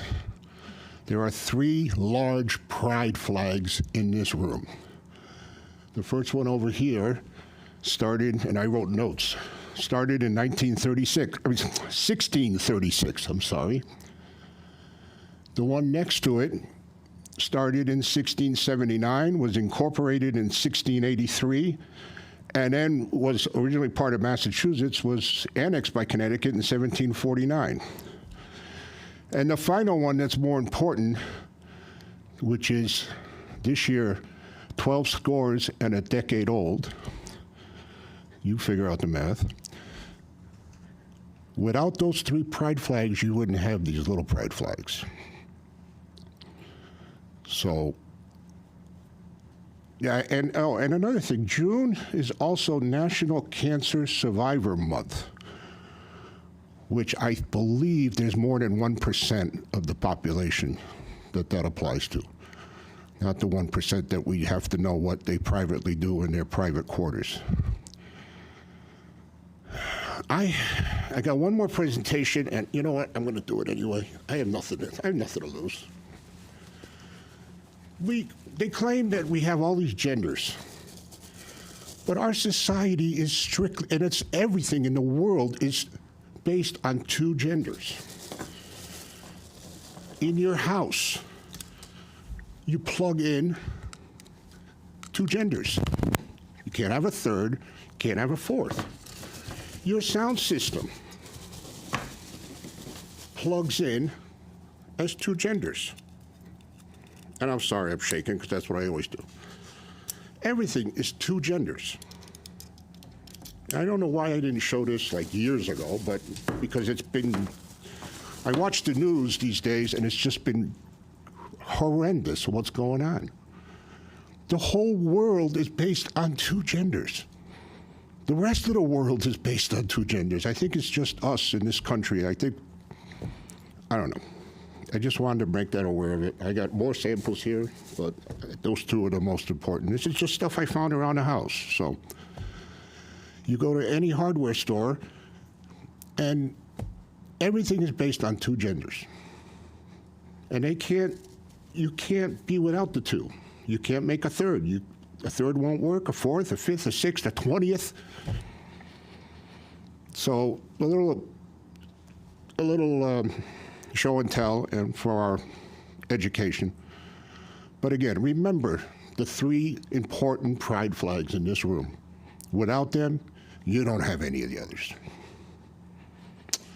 Oh, and decorum, something I brought. Oh, and the last thing, keep a tradition that I started with graduation. You are announced as the presenter of diplomas. Keep the speech short and sweet. They've already heard enough speeches. They just want their diplomas, and they want to get the hell out of there. Good night. Thank you. Oh, and I'm going home now because... Thank you, Mr. Crizell. All right, we'll move on to unfinished business. Oop, gosh, this pen is going to get me. All right, so before we move into our second readings this evening, I do want to share a few brief remarks. First, I want to thank our policy subcommittee for the time, thoughtfulness, and diligence they bring to this work. The discussions that take place in subcommittee reflect careful attention to our role as a board in setting policy, while also considering the realities our administration faces in implementation and interpretation. I also want to acknowledge the importance of transparency and collaboration in this process. Our policy review process is designed to allow for discussion, feedback, don't worry about it, I'll give it to him, and refinement before policies are brought forward for adoption. At our last meeting, Mr. Gauss raised a question regarding revisions made after first reading.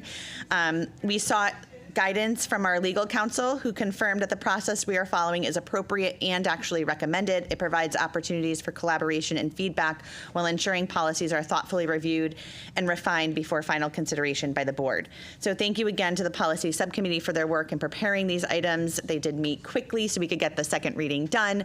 At this time, I'm going to turn it over to Policy Committee Chair Perculio to present the motions. Thank you. These policies address important operational areas related to school safety, security, visitors, volunteers, smoking. The revisions help ensure our policies remain current, aligned with legal requirements, and reflective of best practices for maintaining safe and welcoming schools for students, staff, and families. These policies have already undergone a first reading. And the first policy we're putting forward for the second read tonight is Policy 1000G, our Security and Safety Plan. We did not ultimately include the definitions in the second read, but did express a desire for more clarity in the admin regulations and for the policy to match the admin regulations specifically regarding Part B, which we had removed from the policy due to the subjective nature of the wording. So we just wanted to share that for consideration within the regulations. The only significant change in this policy from the first read, is, which we already discussed at the last meeting, is to change the word from may to shall, which aligns with the superintendent's directives to staff members. With that, I move to approve the second reading and adoption of Policy 1000G, Security and Safety Plan. Motion to approve 1000G. Motion made by Ms. Perculio, seconded by Ms. McGuire-Bruce. You're good. Discussion. I know. It's all good. Mr. Cover. Thank you, Madam Chair. So I'll just echo your comments regarding the work we did in the policy committee between the first reading a couple weeks ago, and the policy subcommittee had the opportunity to meet. As Policy Chair Perculio said, there was language that was added. We did seek an informal legal opinion that the language was not necessary, and we kind of debated whether we should include it in the policy or not. But as you can see, it's not being added to the policy itself. I am, with all our policies, I am pleased that we're including the administrative regulation as a supplement, that obviously for public visibility, and then obviously because board policy requires that we're aware of any new admin regs that are put into effect anyway. I know I still had some concerns about the wording from may to shall, and I know obviously there's some CSD guidance that's kind of incorporated in here, but again, I understand that that came from our consulting firm, Chipman and Goodman, so that's where I'm at. Thank you. Thank you, Mr. Kober. Mr. Gauss? I still have concerns that we're trying to override federal policy, so I'm definitely going to be a no on this. Thank you. Ms. Cushman? Thank you. Just to clarify about B5, was that something that is still in discussion, or is that going to be removed from the regulations? So that's up to the superintendent, but we have control over the policy. We're voting only on the policy, not on the admin regs. Okay. Perfect. Roll call, please, Ms. Lawler. Ms. Perculio? Yes. Mr. Anderson? No. Mrs. Cushman? Yes. Mrs. Gerard? Yes. Mr. Gauss? No. Mrs. Kiner? Yes. Mr. Kober? No. Mrs. McGuire-Bruce? Yes. Board Chair Pickett? Yes. 6-3-0 passes. Thank you. Ms. Perculio, Policy 1000H.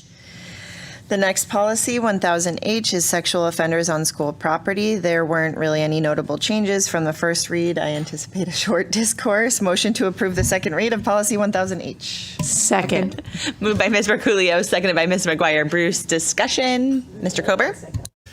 Thank you. So I'll just echo, this one was one that we revisited in policy, and I don't think we had any issues with the substantive nature of it. I know one of the things I brought up was adding more guardrails and opportunities. And I know the language obviously in the policy talks about new hires and volunteers, and I kind of brought up other considerations regarding recurring checks and, whether we do random samplings and stuff. I know the superintendent and staff have kind of elaborated on some of the licensed staff, where if there are convictions of licensed certified staff, CSD does notify the district.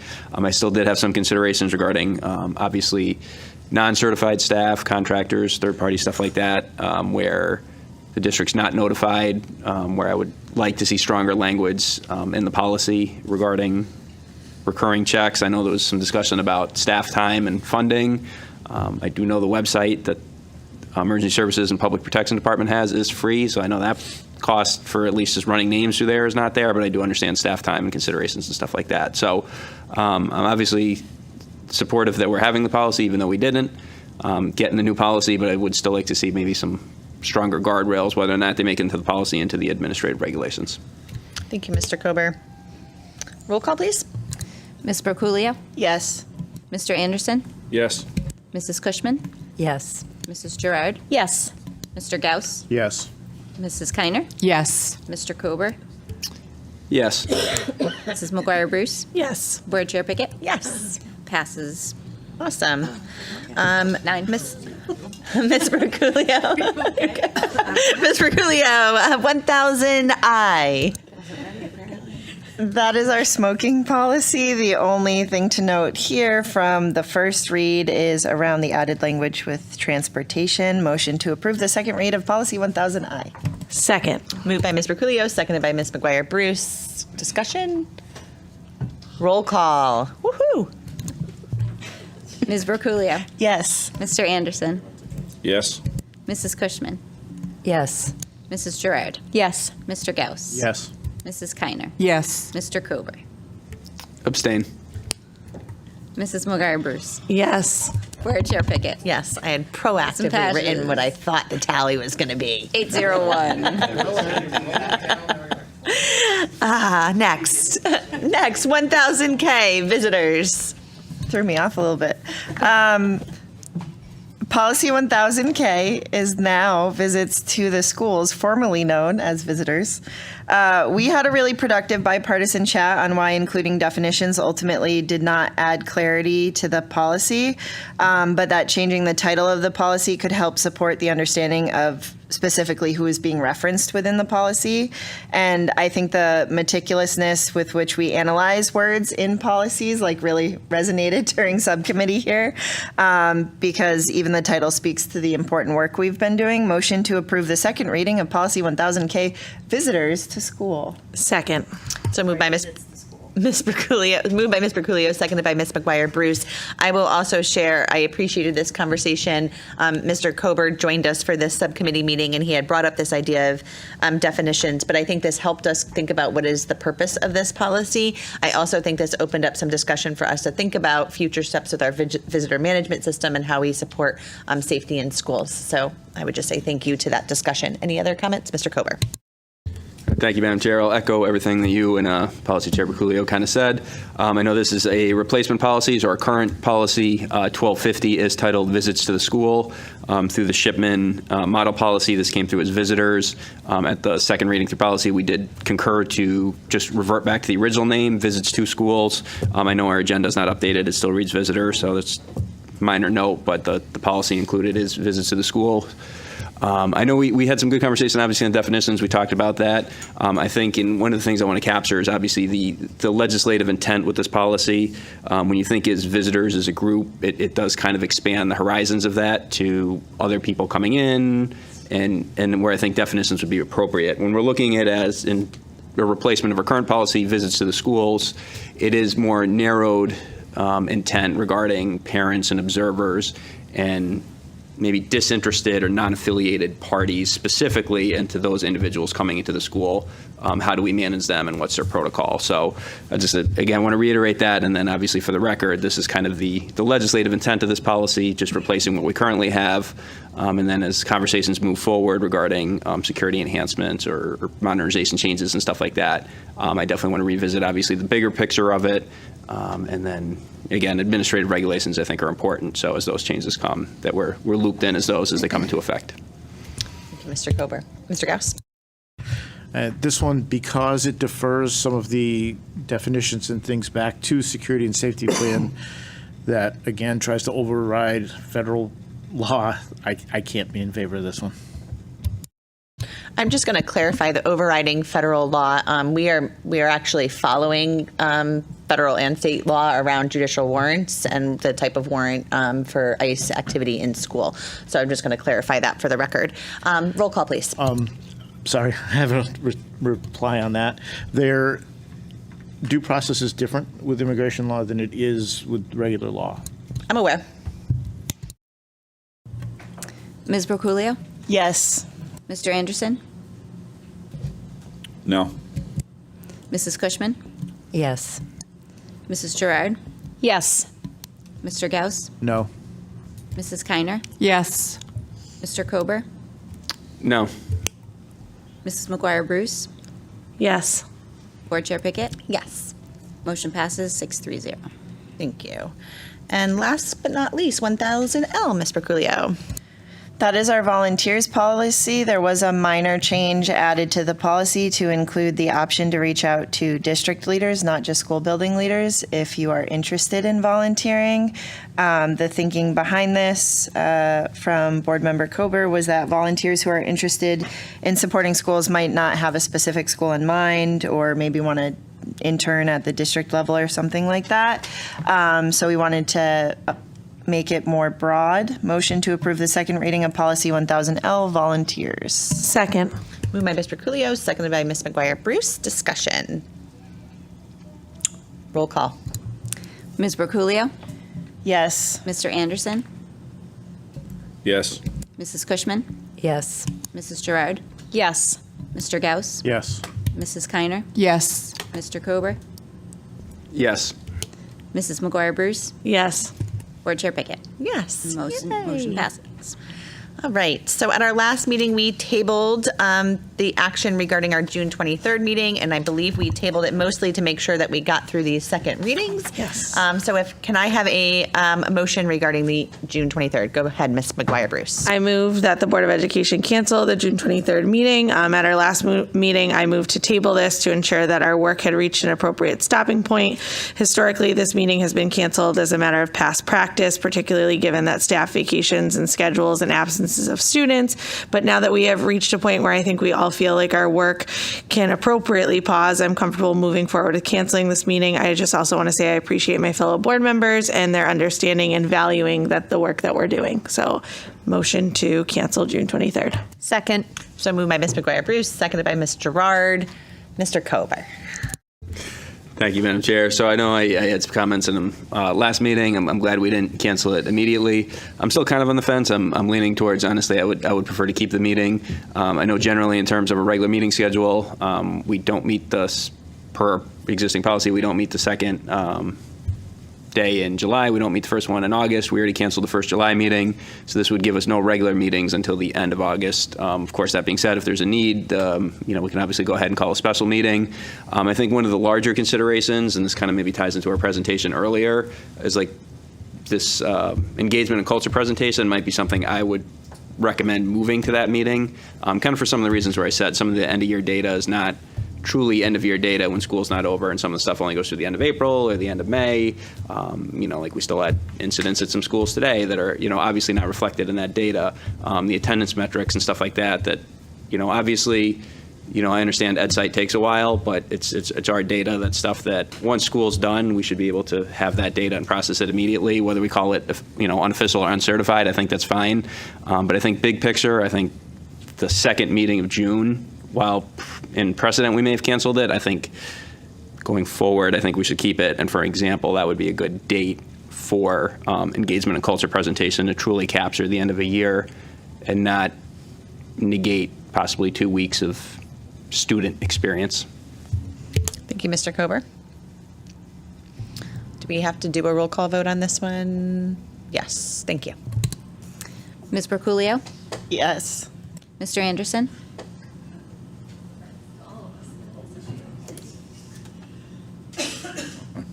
Yes. Mrs. Cushman? Yes. Mrs. Gerard? Yes. Mr. Gauss? Abstain? Mrs. Kiner? Yes. Mr. Kober, No. Mrs. McGuire Bruce, Yes. Board Chair Pickett. Yes. Motion passes 7-1-1. Thank you. All right. The only thing we have left under new business is our consent agenda. So our meeting minutes were in the packet along with our accounts and payroll. Communications and correspondence, I think, is really about the big graduation, hopefully happening this week. A motion to approve the consent agenda. Motion to approve. Second. So moved by Ms. McGuire Bruce. Good job. Seconded by Ms. Kiner. Any discussion? Hand vote yes to the consent agenda? That's all 9 of us. Beautiful. Thank you. All right. Now on to our committee reports. Passing it off to you, Ms. Kiner. We have not had a curriculum meeting since our last board meeting. Our next curriculum meeting is scheduled for August 13th at 5 p.m. in Elkhorn, and I think it's room 213. It's Michelle Middleton's room. Thank you so Office. much. Finance, Ms. McGuire Bruce. Yes, the Finance Committee met on June 1st and reviewed the May financial reports and received an update on the projected 2026 budget status. Some of the discussion focused on open choice revenues and reimbursements, including the final excess cost reimbursement figures from the state and pending payments from Hartford Public Schools for special education services provided to open choice students. Committee members discussed both the financial and educational value of the open choice program, including the revenue it generates for the district, as well as the benefits of supporting a diverse student population, with additional analysis and conversation to come in the future. The committee also reviewed district and student activity account balances and discussed the potential use of open choice and miscellaneous funds to support paraprofessional certification and training. This would help ensure staff receive the highest quality training possible while developing a local testing and certification site through the adult education program, creating greater access and support for current and future employees. Finally, the business department reported that the year-end closeout procedures are underway, including in the continued processing of payments and closure of remaining purchase orders as the fiscal year comes to an end. Thank you, Ms. McGuire Bruce. Mr. Kober.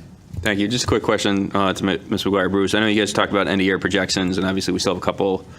Well, we got the month of June, and then obviously any pending reconciliations. But did you guys have a number where we're at for the projected end of year? What we're looking for a expenditure? Yes, we did. Off the top of my head, I believe, should we send the full health and medical over to the insurance fund, I believe we were still north of 100,000. Thank you. And then the second question, probably through the board chair to the superintendent at this point. I don't know if you guys touched on, because Mrs. McGuire Bruce mentioned it, obviously the outstanding issue with Hartford. Has there been any general update with that, and have we incorporated that yet into our end of year projection? It has been incorporated into the end of year. And in terms of future update, at 7:26, I received an email from the State Department of Education's attorney saying that he still had not heard anything back from the Hartford superintendent. And as such, if still unsuccessful, that they will be attending the State Board's Accountability and Support Committee meeting to try to have further conversation there. Policy, Ms. Berculio. I think something really positive that came out of our last policy meeting was that moving forward, as we've been trying to go through different series of policies, that when there's overlap between different series, that we'll try to look at those policies all at the same time. So for example, we have multiple non-discrimination policies. So in the future, we'll look at policies like that all together. Our next meeting will be August 18th at 5 p.m. at Elkhorn. Thank you. Leadership. We met as a leadership team on the 3rd.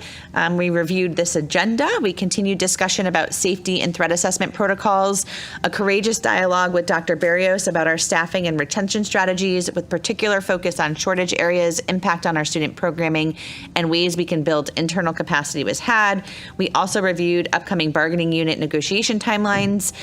We're going to be planning a Board of Ed retreat, a way for us all to reflect on our role in supporting our district improvement plan and supporting our superintendent with his goals. And we will schedule another leadership meeting shortly. Liaison reports. Anybody got some school updates? Ms. Berculio, you look ready. Okay, I'm late to the Buzz Robotics party, but I went to their open house and I was blown away. They have a really cool 3D printer. They make these awesome earrings, which they gave all of us. Their business team makes pins that they hand out at their competitions.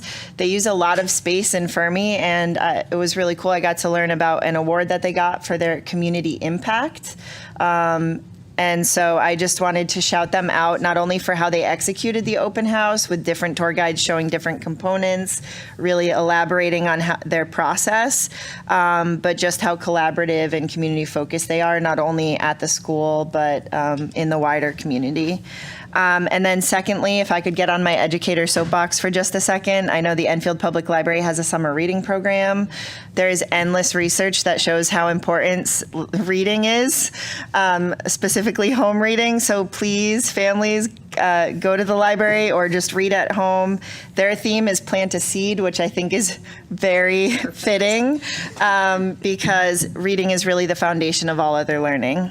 And then lastly, I wanted to say that ECAC has their summer concert series, and tonight at 7 p.m. is jazz. It's going on right behind us. Ms. Gerard? All right, so first off, Parkman update. I was excited to attend the last Roar Assembly of the year. Many students received their final Roar awards, as well as the 5th grade students that received awards for the math excellence with the Math Olympiads. This is a worldwide program, and testing was done with these specific students this year. I believe there was 21 in total in the Parkman class. I just would like to give a big shout out to all of them, but specifically the top 6. So first was Josh Carr, second, Omari Hayes, tied for third, a little biased here, Xavier Dennis and Harper Gerard. Tied for fourth was Evan Shimshak and Lucas Ugalik. And 5th was Mason Menard. All of these students scored in the top 25% for the world. So this isn't just the US, this is the whole entire world. So it was absolutely amazing to see these kids receive this award, and they were very, very excited.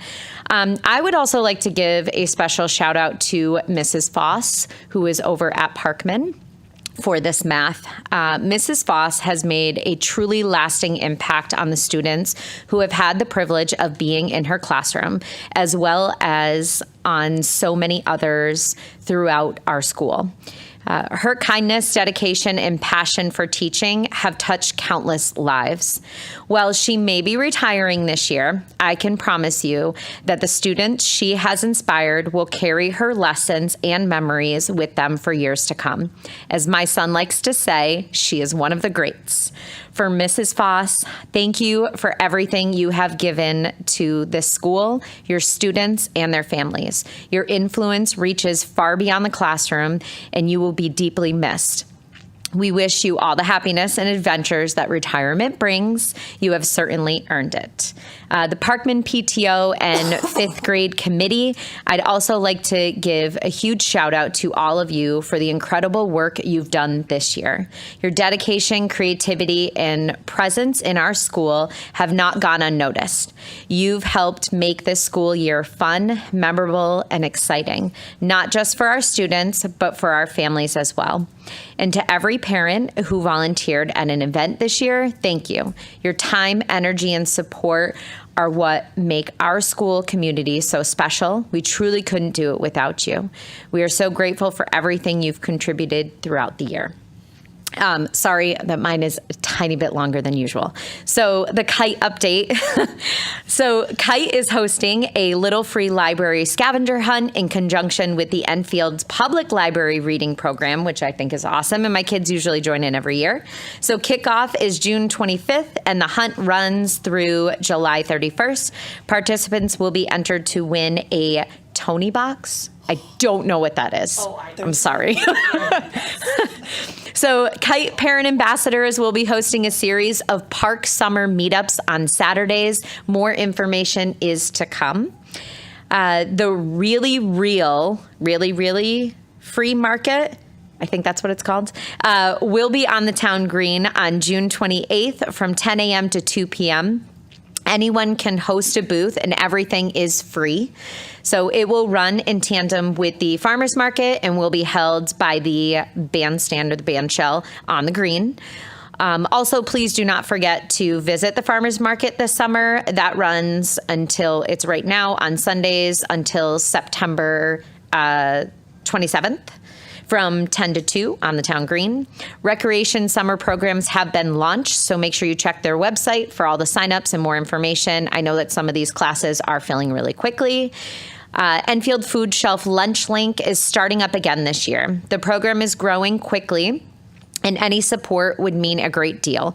Already, over 150 children have been registered. 2 distribution sites are available for Enfield residents to make distribution more accessible to all. This is for children ages 3 to 18, but there are also special circumstances for children over 19 to 21 who are disabled or living at home while going to college. Registration is available in both English and Spanish. LunchLink is Tuesdays starting June 23rd till August. I don't know what I know it's like the last week in August. I don't know what the date is. But there's 2 locations. Enfield Food Shelf, 786 Enfield Street from 11 a.m. to 12 p.m. Hazardville United Methodist Church from 330 Hazard Ave from 4:30 to 5:30. So it gives those just getting out of work to possibly be able to go and do that. And sponsorship is appreciated as well. So please visit their website for more information. Last but not least, I was able to attend last Thursday. I had the privilege of attending the adult education graduation. And it was truly an incredible experience. It was an emotional and heartwarming ceremony that celebrated determination, perseverance, and achievement. No matter what path led these graduates back to their education, the decision to continue their journey, challenge themselves, and complete their goals is something truly remarkable. Their stories are a powerful reminder that success is not always a straight line and that it's never too late to pursue your dreams. We heard from several inspiring speakers that evening. But the speeches that resonated with me the most were those from the students themselves. One graduate, Jordan Smith, spoke openly and honestly about the challenges he faced and how he found the strength to move forward with the support of his family and friends. At the end of his speech, he shared words that I think all of us can carry with us. It's never too late to change your story. The version of you that skipped classes, that hid from everything, that thought not caring was a personality, that doesn't have to be your final version. You are allowed to show up late to your own potential and still claim it. I'm proof of that. As we move into the summer and celebrate the accomplishments of this year's graduating seniors, I encourage everyone to remember Jordan's message. No matter your age, your circumstances, or where you are in life, it is never too late to start something new, pursue a goal, or become the person you want to be. That is it. Thank you.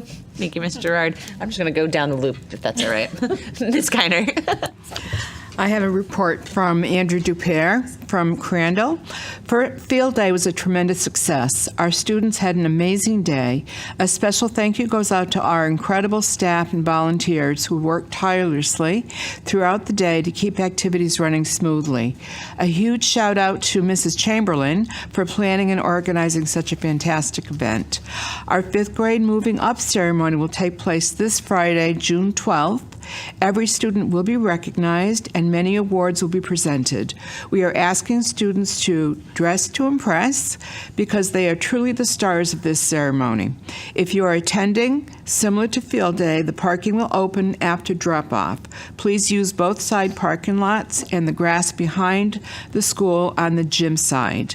Also, please consider attending the summer reading kickoff Thursday, June 25th, 2026, 9 a.m. to 12:30 p.m. at the Enfield Public Library.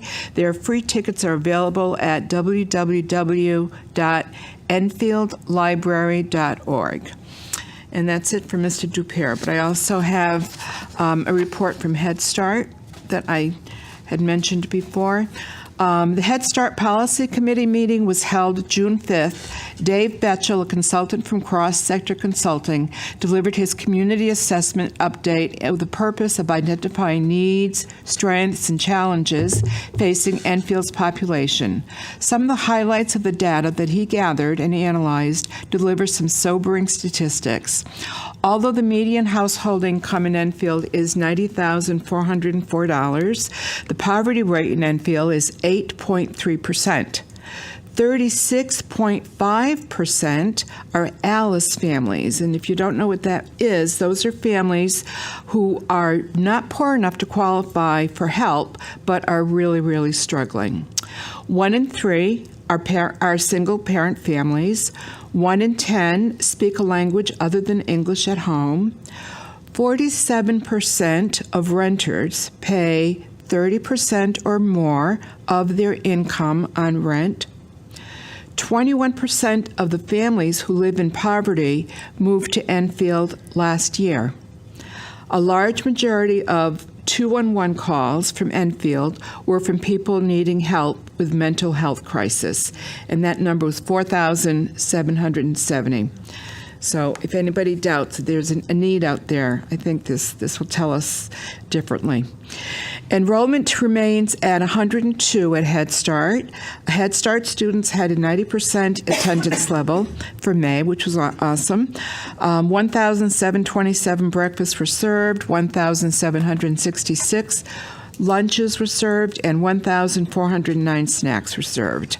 The last day of school for integrated PK and part day Head Start classes is June 12th. The last day of school for integrated PK I think I said that wrong.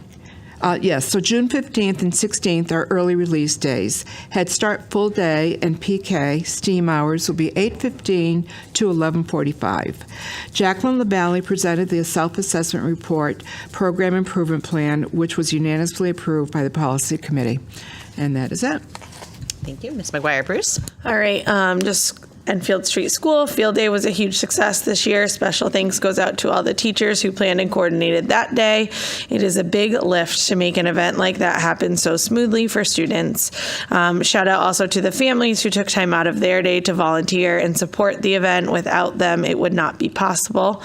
A sincere thank you to Leah Hyundai of Enfield for their generous donations of t-shirts for, I believe, all the schools. This contribution helped keep classes organized and also gave students something special to remember the day by. The final Gazette of the year will be posted this week. I also just wanted to extend my appreciation to all of Enfield Street School staff, as well as Mr. Lord and Ms. Snow for welcoming me into the role of liaison this year. I have enjoyed attending school events and will continue to support in any way I can. I'm both excited and a little emotional that as I look ahead to next year, I will have a different opportunity to be a part of the Enfield Street School family as a parent. I look forward to continuing to support the PTO and staff next year. The award ceremony last Wednesday was a beautiful example of the incredible students we have here at Enfield Public Schools. Over 200, I believe it was over 250 students were represented. It was just wonderful to see, which leads me to my next point, to our seniors. My former fourth graders, good luck to you all. Continue to make us proud and know that Enfield Public Schools is always here to support you. Lastly, to Enfield Public Schools staff, enjoy your summer, rest, recover, have fun. Thank you for all you do each and every day. You have earned it. Now enjoy it. Mr. Kober. Thank you, Madam Chair. So just some general remarks. Obviously, I'm sure everybody's got the countdown, but we have 5 school days left, 3 of them being regular days, 2 of them being early release days next week, with Tuesday the 16th being the last day, as long as we don't get any unexpected snow days. That will change that.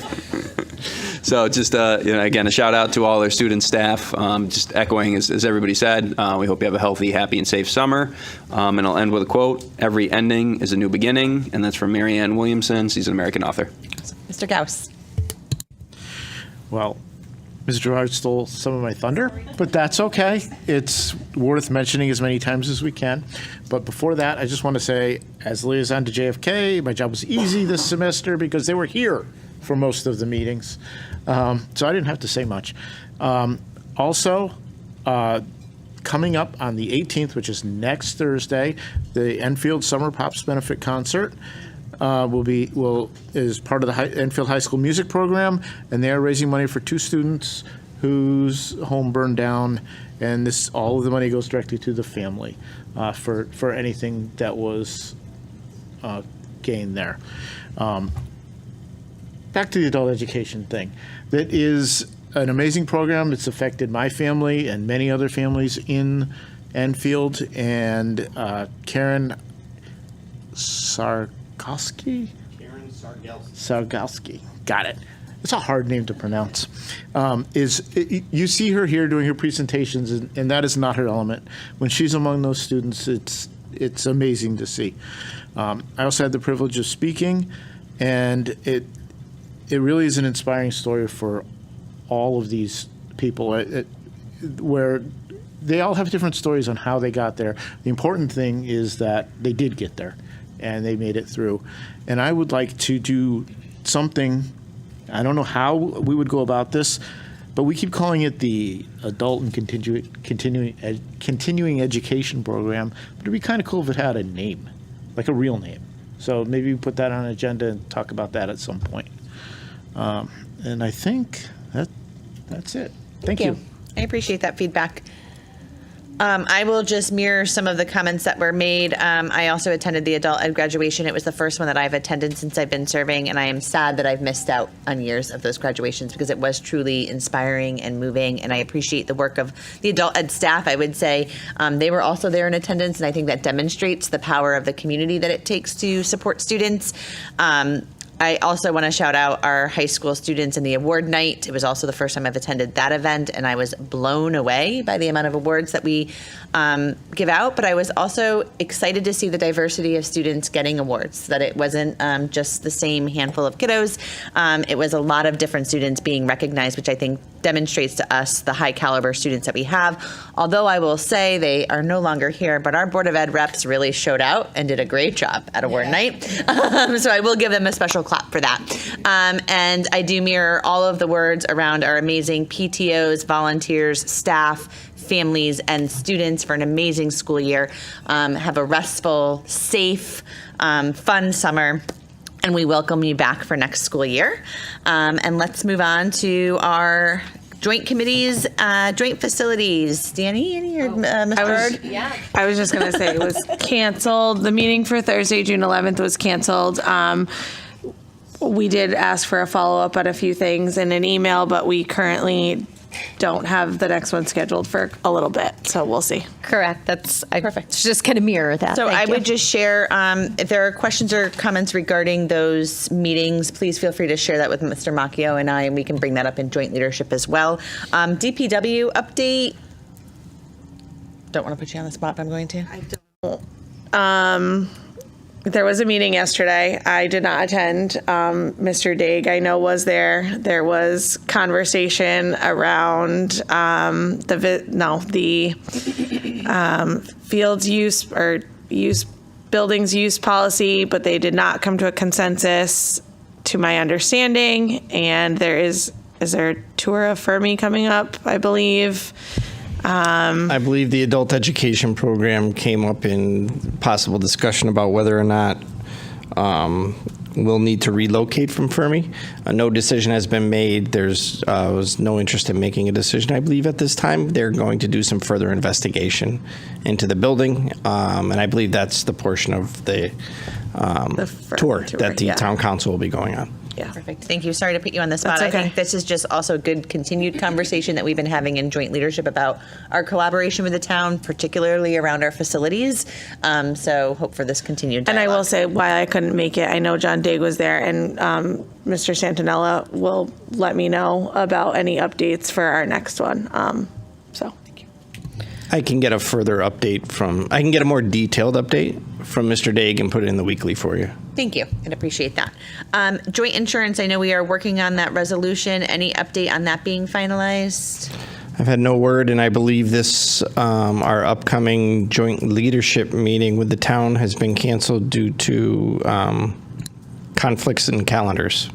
So we're going to have to look at in July if we can make sure we get together with them. Yes, we will make sure we get together with the town sooner than later. Joint security. We have not had a meeting since our last board meeting, so June 12th is scheduled for the next joint security meeting, if it's needed. And if it is not needed, the next one after that will be July 10th. Thank you. And pre-ref. So we were supposed to have a meeting tomorrow night, but it's been moved to June 17th at 6 p.m. in the Skidco room. Possibly may change depending on conflicts, but as of right now, that's what it looks like. No updates otherwise. Everything is being entered into the school construction grant on the state website. So really that is the primary amount of work that's happening. We did receive word back from Michelle Dixon from the state related to our event bid number. So everything being plugged into the computer currently. Mr. Day continues to meet with Tecton Architects every Friday. And just making sure everything's ready to go, and so we plan to submit before the end of the month, obviously. Thank you. Do I have a motion to adjourn? So moved. Second. Moved by Mr. Kober, seconded by Ms. Gerard. All in favor? That looks like 9 of us.